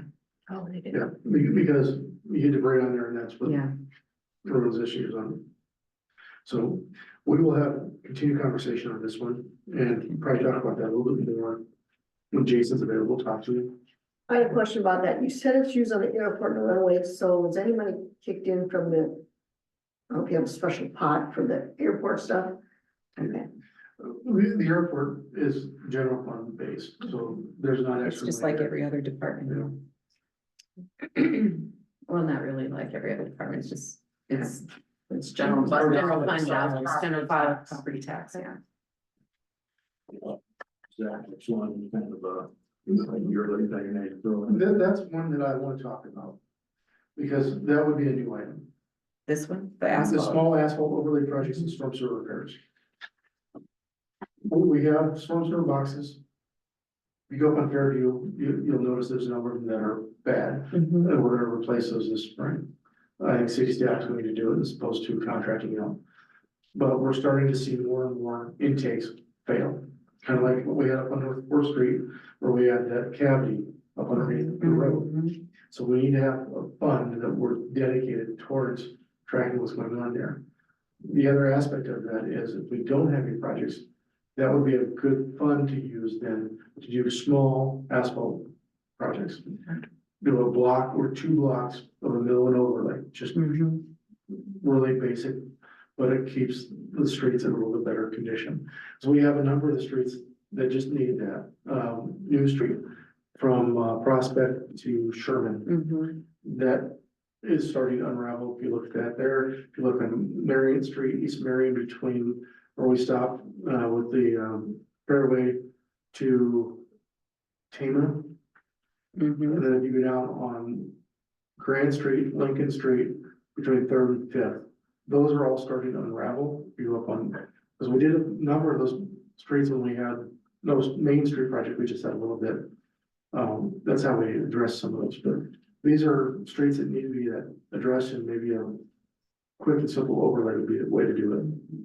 What was the Fourth Street, what was that repair? But, that's where we had a, We had collapse. we had a collapse. Collapse, Yeah. I mean, what was the cost to repair? You remember, That was at El Crapo, you want to pull it that, was like 26 or. We just did that last year, didn't we? Yeah. It was like 26,000, something like that. Yeah, and that was a concrete over replacement. Typically, it's about $5,000 in intake, depending upon the intake and the condition and depth and stuff with it. Because we replaced a couple of intakes up here in this corner, if you've been past here, but we're just seeing the bricks caving in. We had a big replacement on Winslow Drive, where we had to relocate part of the intake out of the driveway. So it's just maintenance, really. Mhm. You must have had one not that long ago on East Main Street right down here. Yeah. Did they see that was new? That was actually a water service line that was leaking, they had to dig up and replace. That's the reason you had that dirt area behind the curb. That was a water service that was replaced.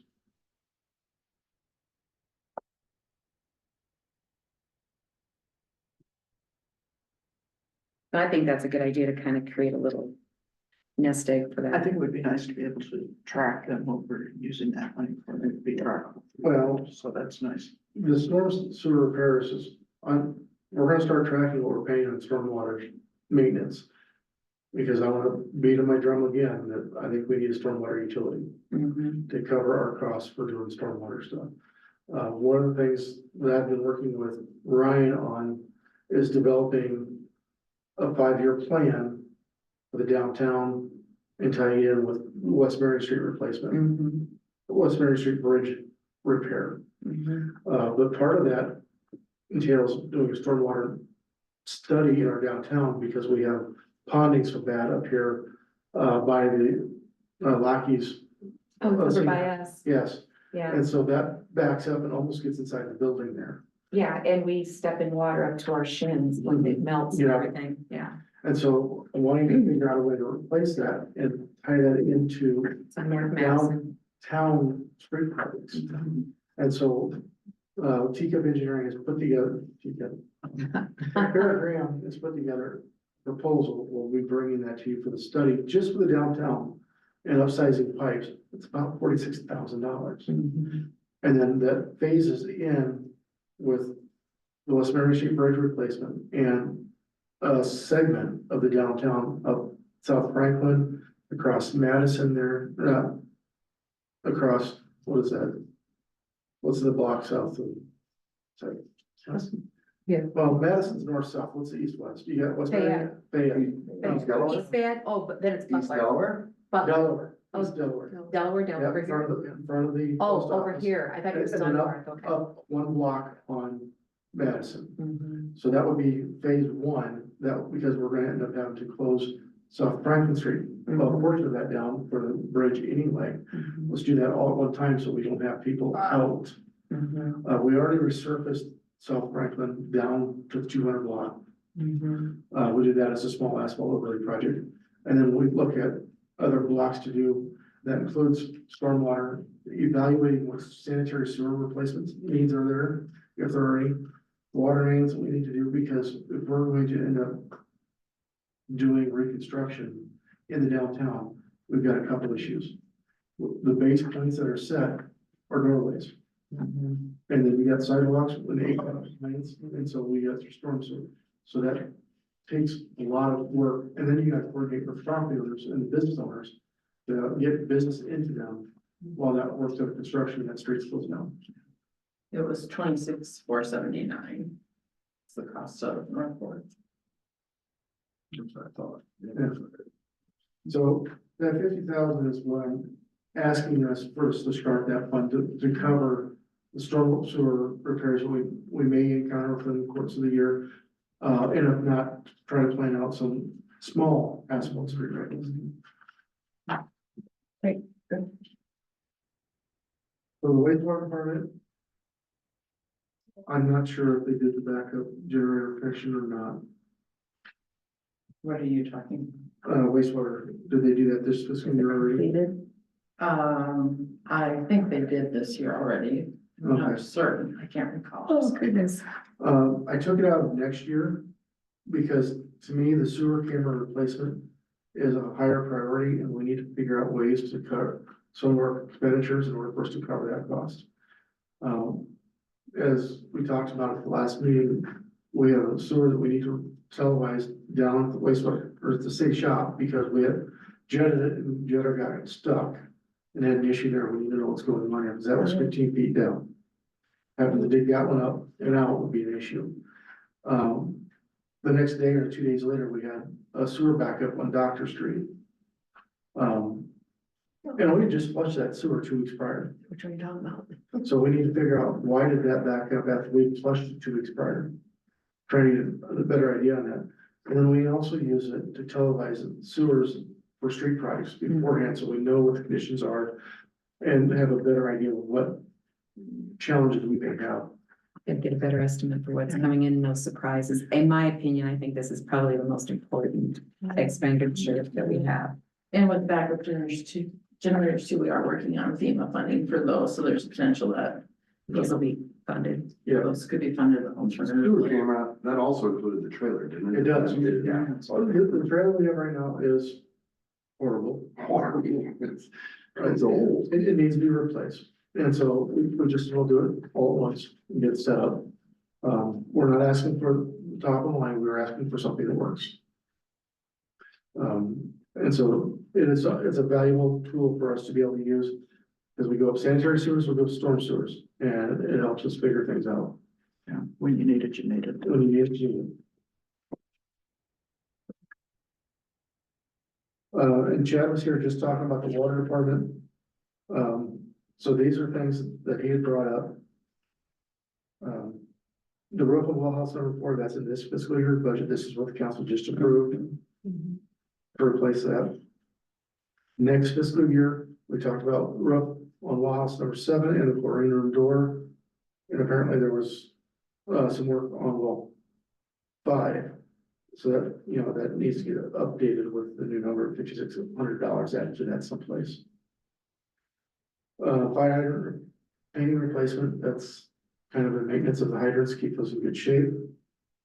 And then when we talked about this booster pump replacement project, we're estimating $100,000 in planning and design as we try to get grants to help us replace this. Again, it's a critical infrastructure piece.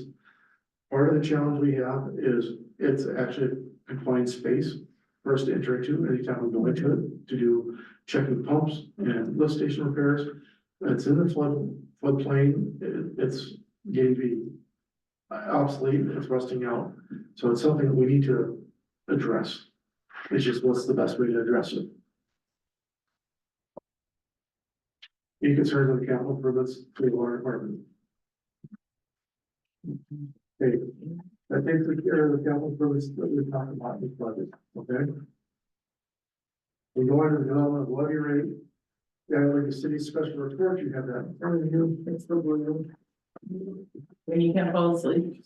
Read it. I find it fascinating. I don't know why you think you can fall asleep on this. There is The levy interesting rate. stuff, I agree. City budget changes. Again, House File 718 has changed the process in which we have to use to adopt our budget. And part of that is, yes, they gave us longer time to adopt that budget. We have until April 1st. Was it May? April 30th. April 30th, so it's the end of April to get it adopted. The challenge is we have to have 2 public hearings on this. And they have to be separate. We cannot combine the public hearings, we have to set the date for the one public hearing, hold the public hearing, close the meeting, then we can set the date for the next public hearing Have a different. at a different meeting. And then have that public hearing. And because it's a public hearing, publication requirements, you have paper. And the schedule is there for you to kind of walk through. Paper packet like we did that one. No, we can't. We can't do that again. Yeah. Well, we The can first like we public- did though. Yeah, the first public hearing, you have to have a separate public hearing on your levy rate, what we're talking. Like we did last Yeah, year. we did last You year. you have to have a half hour or so separation between clear delineation, there's 2 separate meetings. Right. But we can do those on the same night. Yeah. We just have to have a little break in between. Can if we were to choose the dates for the public meetings, can they both be published at the same time? No. No, I'm you not have allowed to. okay.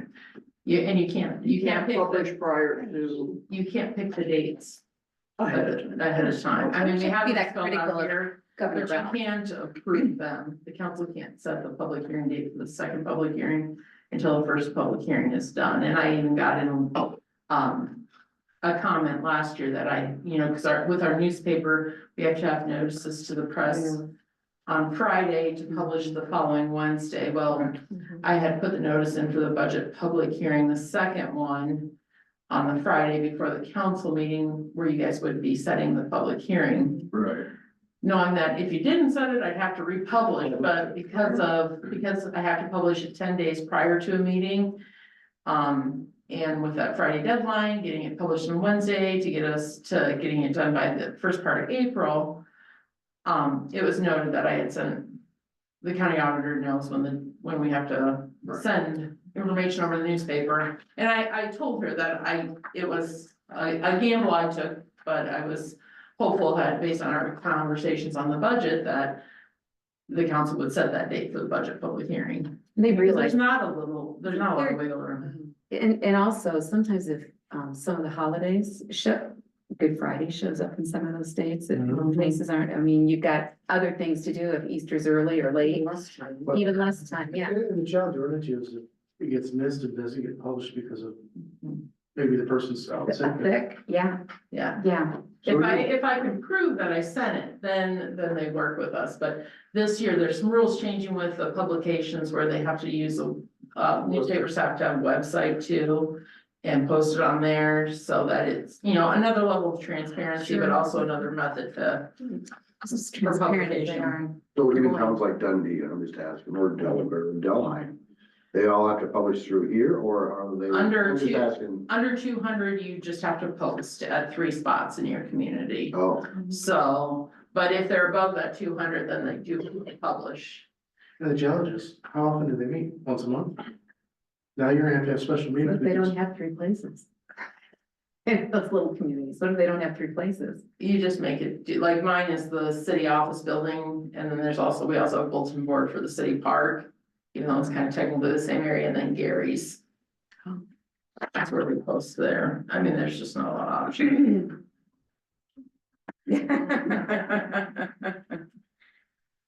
So again, the budget process has changed considerably, and it's tricky.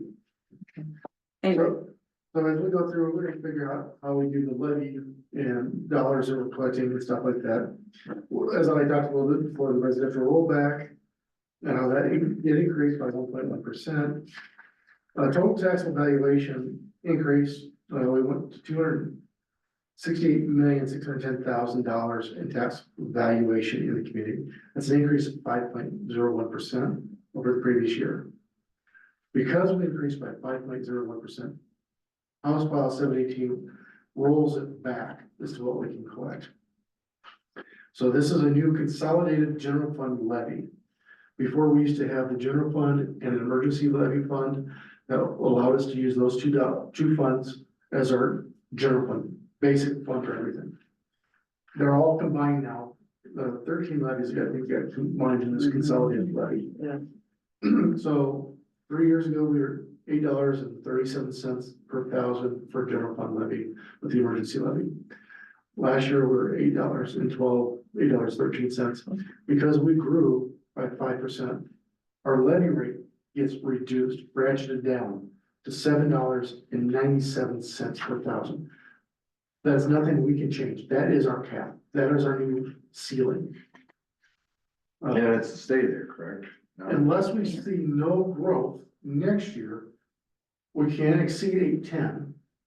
But we can go up to 810 as long as we don't exceed 1% growth or 2% growth with dollars coming in. So if we get impacted because the residential rollback drops again, we can't grow to offset that drop. We can't raise that levy rate to offset that drop.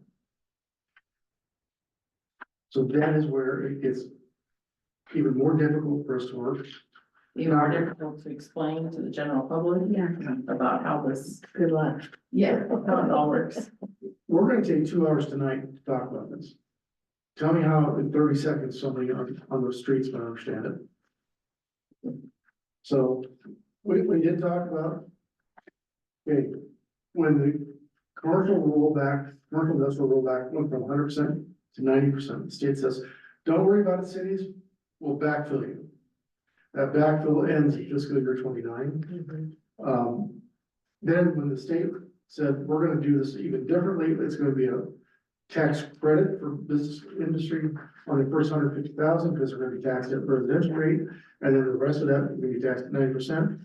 The state is funding this money, it's the business property tax. Now, which one is it? I think that's the credit. That's business property tax credit, it's the second on the bottom there. So if you flip over the history of business property tax reimbursement credit funding, the top one is the backfill. And so fiscal year 23, the state sent us $100,000 to offset our losses due to the impact of the property tax rollback for commercial industrial. And that gets ratcheted down, phased down. So in fiscal year 26, we're gonna see $57,000 come in on the business property tax reimbursement. That's, again, goes out in fiscal year 29. Business property tax credit, they have not said when that will be eliminated yet. So this year, we're projecting for fiscal year 26, we're projecting $142,000. So when you add the backfill and the credit, it's just shy of $200,000. That goes towards our general fund, our debt service levy, our employee benefit levy. Those pay for those different levies that we have. When they wipe those out, we have to offset that someplace. Unfortunately, rural Iowa is not growing fast enough to offset this stuff, and they are not punishing us for growing. So I'm not sure how this is gonna work. I'm gonna tell you right now, we're gonna have more difficult decisions in the future. So we talked about, because of House File 718, the new consolidated general fund levy rate is going to go to $8.10 per thousand in fiscal year 29. So after fiscal year up until fiscal year 29, we have to go ratchet down. But after that, that ratchet down goes away. They take out that 3% growth or 2% growth limitation For now. for now. They're talking about limiting cities and schools and counties to 2% growth, period. Which sounds great. Until we talk about insurance, utilities, everything else goes with it. So we have four different levies that we use, basically. We have your general funds, what we talked about, even though I'm not gonna call it consolidated general fund levy rate, it's general fund. Then you have your liability, property, and self-insurance, that's our property insurance. Employee benefits and debt service, those are the four levies we use now. So with the new cap on our levy for general fund, it's $7.97. That's a reduction of what we get on the general fund. For the insurance levy, now it is not capped, it's not limited, it's what we need to cover our insurance costs. So that levy rate, we're looking at 79 cents. That levy rate has kind of fluctuated a little bit because insurance costs have gone up, our valuations have gone up. But you'll notice our insurance costs have gone up from fiscal year 22, we paid $119,000. Now we're budgeting $194,000. Part of that is because the valuations have gone up. We have more cost, the buildings cost more to replace. Vehicles have gone up, they cost more to replace. Insurance companies are seeing more incidents, they're paying out more money. The things we've seen change in our insurance policy. Used to be, if we had a storm hit town, we had 5 buildings damaged during that storm, it was 1 incident. Now it's 1 incident per building. So each building has its own deductible. So the park, the well house, those would be different properties. So that's part of what we're seeing. And as we talk about, staffing and labor costs are our biggest driver. Part of that is regulated a little bit. The Affordable Health Care Act, we provide health insurance for employees, we provide vision, dental, small life insurance policy.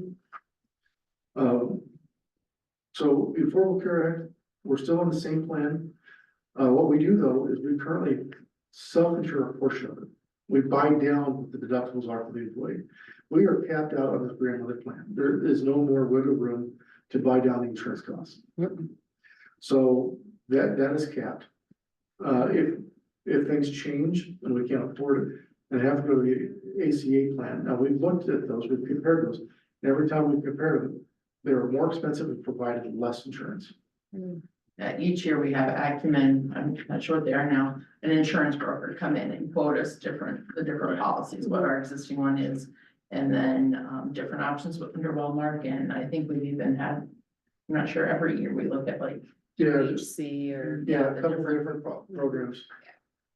And they haven't been comparable as equal as what we've got right now. So, we're on that fringe of being a small group or a large group. We got 50 employees. They don't like to work with small groups. No, they don't. I'm down to only 3 people on my plan now. Because it's gotten too ridiculous. So, we are projecting a 15% increase. I take that back 5. So that's one of the things we're budgeting. The workers' compensation, last year we saw a 56%, 52% increase, 52%. This year, they're projecting no increase for next year, because we saw one of our plans come off, so that's a positive. So our employee benefit levy, we're looking at $3.76 to cover what we have for FICA, IFRS, group insurance, work comp. And that's the max, what is this, that's the max? There's no cap. There's no. It's as needed. It's Okay, perfect. So that comes in with that. The labor agreement, what are we looking at for insurance or wage increases? Tentatively, we've put in 3%. That's what we have tentative. It's not finalized yet. We don't know. But that's kind of what we're looking at. And so we'll see when we come back with the final deal on this. But this gives the council an idea of what we're looking at. What do we have for staffing? We have 32 full-time employees. There's 5 in the administration, so and I count that as Laura, Doug, no, excuse me, Laura, Aaron, Julie, Tim Himes, and myself. Streets Department has 5. Well, Parks and Rec has 2. Water Department has 2. Wastewater has 2. Police Department has 11 because we have electric records administrator. So it's one position is not a sworn officer. The other 10 are sworn officers. We don't have any full-time in the fire department, but we have 33 part-time. And so we have 98 total part-time and seasonal. When you start looking at what the aquatic center has with 55 seasonal employees, and during the summer, we have a couple that we use. So that's what our staffing makeup is. Now, if you remember, the county took over dispatch, so we had 5 full-time dispatchers, and those are gone now. That's moved out to the county. So here are our payroll numbers that we have between what's actual, what we have budgeted, and what we're requesting. So, you know, fiscal year 22, the actual number was $2,594,453. We are requesting $2,857,645. That's what I'm forecasting for, wages. It's a little bit of a, you know, roll of the dice because I don't know how many snowstorms we're gonna have, how much overtime we're gonna have from plowing. If an officer gets hurt and the others have to work overtime or leaves. So I try to be fairly conservative in that, and, these estimates may be a tick high, but I'd rather err on the high side and come in under. We don't know if we have to call guys in during the holiday to do the snow. Right. You know, Do we have to pay anything for the dispatching services? yes, we do. How much that is? We'll get that information. I can tell you. Okay. We don't know 100%, but tentatively, this current year is 154,756. Next year, we're budgeting at 160,950. They bill us for 3 quarters, and then the last quarter they bill out based on the actuals. So if what we've paid to date, because I think we pay 30% now of Yes, the cost. So they basically take the 30% of the cost less what we've paid, and that's what our final bill is made of. Again, you know, it's an estimate from the county too, because they don't know what's gonna happen to staffing, right? Any other questions on the payroll figure? So, again, part of the employee benefits levy, we got about IPERS. There's 2 different classes, regular class and the protected class. Protected class is your law enforcement and fire department. But again, with the fire department not being full-time, it's a much smaller portion of what ours is. Health insurance, vision, dental, self-insurance. That is again, where we talk about actual costs come in above 2% per year. It's, you know, we're projecting 15% next year. We had last year, we projected 15%. So fiscal year 22, actual cost of our group insurance with all that was $334,745. And for the projected year, fiscal year 26, we're looking at $485,441. And we've seen a shift in the last year or two of the types of plans people are taking. Before we had a lot that were on single plans or didn't take insurance, they had it through their spouse. We've had a lot of families come on, so that's where kind of our costs drive up. Yeah. Employees do pay a portion of the health insurance, health and dental. 15%. But, you know, that comes in on the revenue side, not the expenditure side. So that's why you see that 485. We have a few more people potentially taking family plans that we didn't have before. So, Has there been any talk about maybe eliminating like vision or dental plans? There hasn't been, those plans typically are fairly inexpensive. They are super Okay. inexpensive.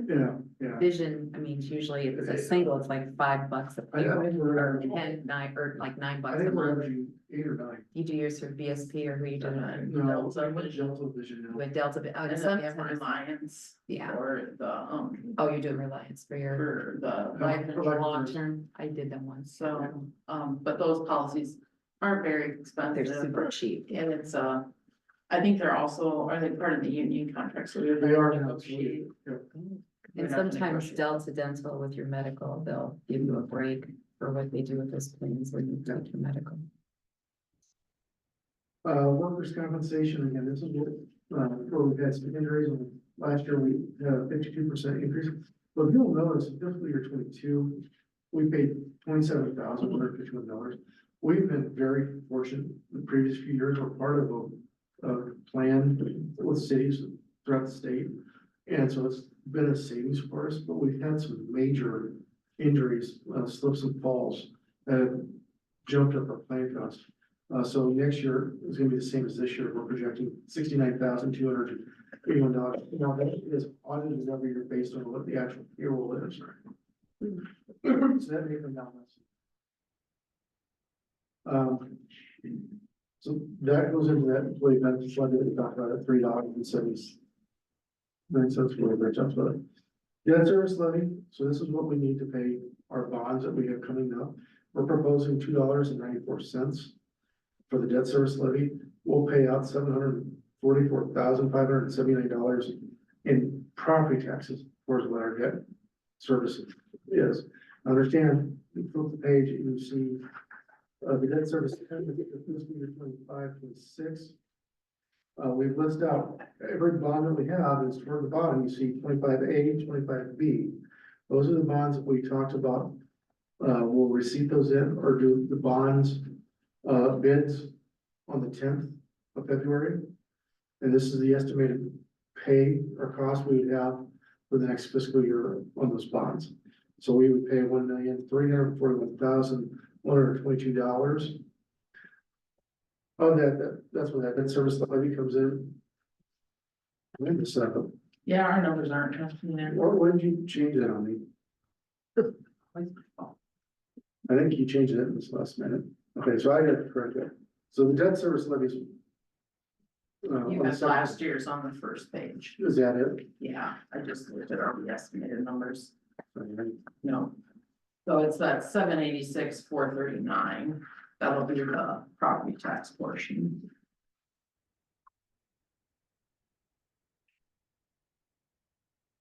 This. $786,439 is what the property tax will cover, that share of that $1,341,122. It was a big question that has come up, so we're looking to borrow 1.34 million. We talked about 1.5 million, not to exceed 1.5 million. We are at 1.34 million based on the two projects we have. That's the Oakview subdivision and the West Side Estate subdivision. So that's what those numbers are coming in. That's what we're basing everything off of. So at the end of this fiscal year, if we issue those bonds that will, we're taking bids on February 10th. End of this fiscal year, we will have $6,415,000 in outstanding general obligation debt. Say that number again, $6,415,000. It's on the, Oh, oh, there it is. Okay. if we do not issue any bonds in fiscal year 26. At the end of fiscal year 26, we will have $5,255,000. If you remember in our sheets that came up, the tip sheets, our capacity is 25 million.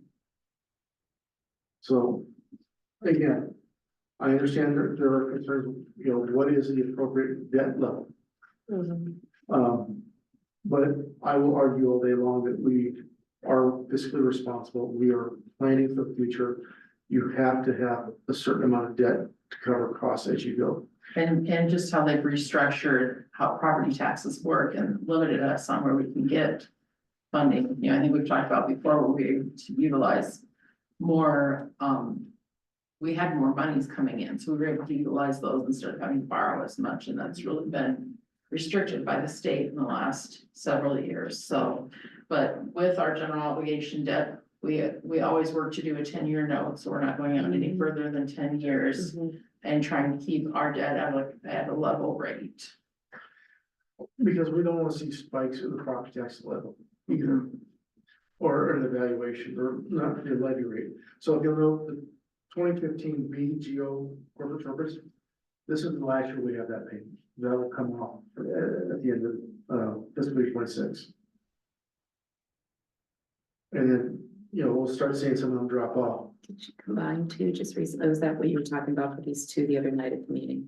25A, 25B. That's what you're talking about? That's what I'm talking about, that 1.5 million that we talked about. One's taxable, one's tax exempt. Right, And this is Maggie's projection based on, I think, a 4% interest rate, so we'll know for sure. Once we take those bids, what the interest rate is gonna be, and hopefully it'll be less, maybe. Or right there. Okay, so those are the GO bonds. Now we talk about our revenue bonds. This is the state revolving loan funds, the SRF bonds. Now, the revenue bonds do not count against our debt capacity, but they're there. We still pay them based on the revenues we receive from the utilities, whether it's sewer or water. We've got, fiscal year 29 is when the sewer bond will be paid off. And that is the one loan that we did, a 20-year loan on because of the size of it.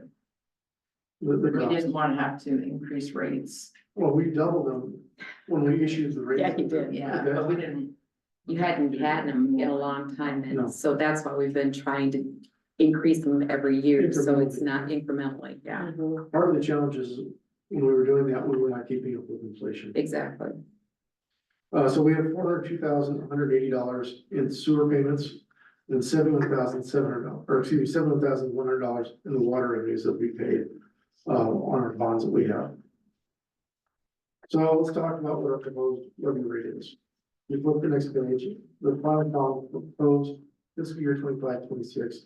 With everything included there, we are looking at a levy rate of $15.45. Last year, our levy rate was $15.55. This is a decrease of 10 cents from the previous year. Part of that is due to us being ratcheted down on that general fund levy. It's just, that's the way it looks. But if you look, you know, we started out fiscal year 22 at 15.58. Fiscal year 23, we went to 15.75. Fiscal year 24, 15.94. Part of that is, where did our valuations go? Because it's not just the rollback. We actually saw decreases in valuations too, based on houses at that time, so. Didn't we have like a 9% increase one of those years or something like that? it, 9 or 11. It's almost a double digit, I remember. Yeah, we've had a couple increases. The fiscal year 25 is where you first saw that big drop, based on the ratcheting changes in the House File 17, Right. 718. So, you know, 10-year rate history, again, we hung around that 15 and a half mark quite a bit. That's kind of where we try to control what we could control. We can control the levy rate, we can't control valuations, we can't control the rollback. So the question I get a lot of times, well, how do we compare to other cities? Well, based on fiscal year 25, this current fiscal year's levy rates, this is the rankings of the towns. Dyersville is $10.37 for their levy rate. Owine is $20.16. So there's a $10 range between the 10 cities we look at here. We have been historically in the middle, if not in the upper middle. Part of the challenges is when you start comparing us to other cities, you have to look what their expenditures are. You look at what their valuations are. Dyersville has almost $100 million additional valuation than what we have. And part of it's their Ethanol. ethanol plant. Ethanol plant's a big portion of that. Manchester didn't want it here, so it's in Dyersville. So it's just a challenge, and that's where we see the differences. Dyersville doesn't have as big a police force as we have. Mm-mm. You know, they just don't operate the same way we do, so there are challenges. Now, our water and sewer rates are cheaper than they are regardless. So what is our proposed levy rate? What's the impact on residential property? I stated $100,000 assessed valuation. Now, again, assessed valuation is not taxable valuation. The taxable valuation is what you get when you apply the rollback to that assessed valuation. I need a constant variable there. So that's where every year we base it on $100,000. We apply the residential rollback to it. That gives us a taxable value. From the taxable value, we divide it by 1,000 because it's $15.58, depending on what year you're looking at, per $1,000 of valuation is taxable. So every $1,000 of valuation is $15.58. That's That was 22. that was in fiscal year 22. So the gross tax, which is the bottom line, gross city tax. This is not the consolidated tax with the county and the school, it's just the city's portion. So fiscal year 22, the gross city tax on a $100,000 home was $878.72. Fiscal year 26, on $100,000 homes, the gross city tax is $733.01. It's a $150 decline on a $100,000 home. Now, I understand valuations have increased considerably from 22 to 26. So that isn't necessarily the same. You're going to say, well, people are still paying more because the valuation of homes went up. But they will also sell that house for more than what they would have 4 years ago. But if we keep everything the same, so, but regardless, even though our proposed levy rate dropped 10 cents, on a $100,000 house, you're going to pay $12.30 more on that $100,000 house. It's hard to explain to people to. And again, that's because the rollback went from 46% to 47%. So I did $200,000 just in case people needed a bigger number, but it's basically done. I mean, the valuation is valuation. You're applying the same rollback, for example, on a residential house. You get to the last sheet there, the commercial industrial property taxes. Again, this is where it gets even more confusing because we changed how we calculated the tax percentage. So the first $150,000 is only taxed at the residential rollback is. The remaining is taxed at what 90% rollback. So a $500,000 house, they might be taxed, in fiscal year 26, it's $71,147 of that first $150,000 is taxed. Then you get down to $315,000, you add those together, that's 300. That's not right. No, 315,000 times 90%.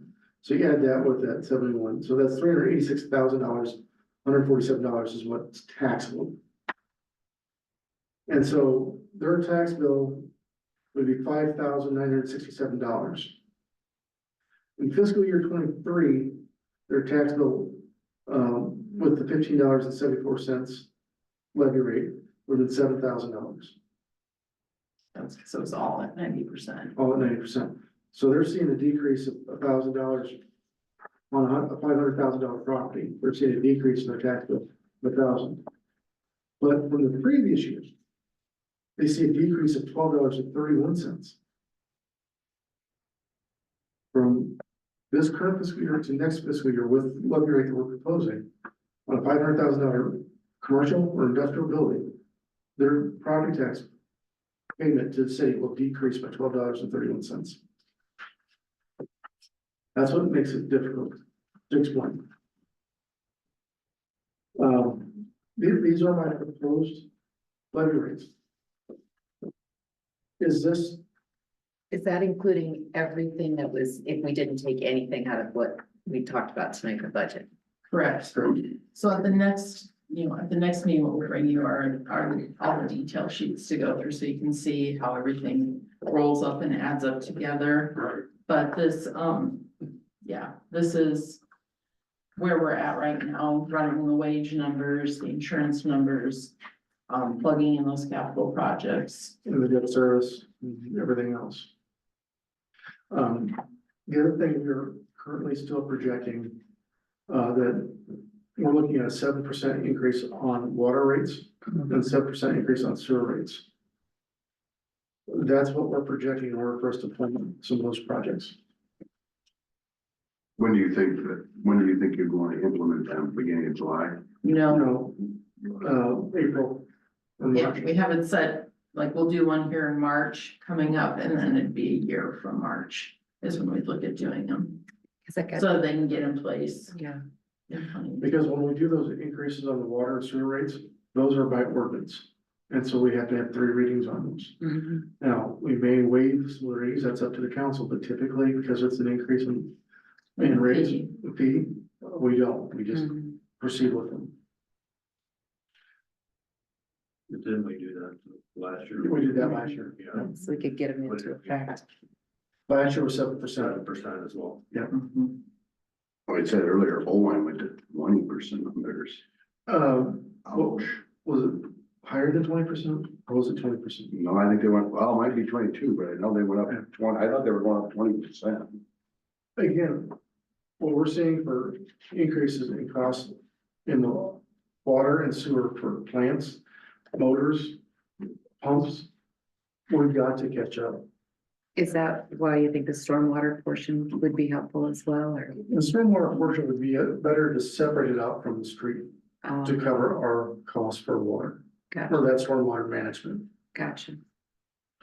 Yeah, that was part of the thing. We implemented the stormwater management program. So if you're doing a project, you've got to capture the stormwater release at a slow rate. But we still have a lot of pipe in the ground that's gotta get paid for someplace Mhm, to be replaced, upsized, and maintained. Because at some point, we may end up having a stormwater pump, mhm, or we're pumping out a basin because that's just a holy basin. mhm. The north end up by my house on Fourth, corner of Walker and Walker and North Fourth. Oh, that gets really deep right Yes, in it there. does, yeah, it Really does, deep. yeah. Yeah, and it's difficult because Go the swimming. outlet's either going to the north or going west or the river, either way. But you have to increase the size of the pipe as you go through there. Mhm, And, you know, back when that was probably installed, storm sewer pipe was set for a certain storm event, and the storm events have changed. oh, big time, yeah. This is really kind of a discussion we have to have tonight. I wanted to get some direction from the council where we're going to make sure I'm on the right path. If I need to make some major corrections or changes, we can make those at the next meeting on the 17th. We really kind of need to hash out, we'll go through, the detailed numbers, we'll try to get those to you as soon as we can. So are we gonna have, are you just gonna talk to Jason about that? Well, I think we should have Jason and Ben. And then, that was gonna be my next question, yeah. So that would be the one on February 17th. So do we have a meeting on Thursday? This week, or my cap schedule? Those are tentative dates. No. I don't even know why I put that in there. I don't know either, that's why I'm asking. So can we take that out? Yeah, Yeah, I think that, is that supposed to mean today, the 3rd, not the 6th? I think so. Yeah, I think that, It's probably supposed to be Monday, not Thursday. yeah. yeah. Darn. But other than that, you got the February.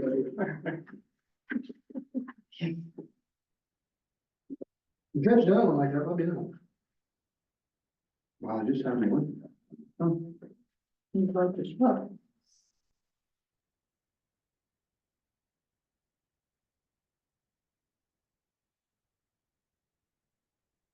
Oh, that's right, the auditor has to mail out his old fancy No, cards. and they didn't change it this year, so the commercial industrial levy rate was $4,000 or $500. No, I think it's 500, so that it's a little more clear, because last year, the letters they sent had everybody at 150,000, well. The first 150,000 on commercial industrial was taxed at the residential rate, so it didn't really give a clear picture to businesses of.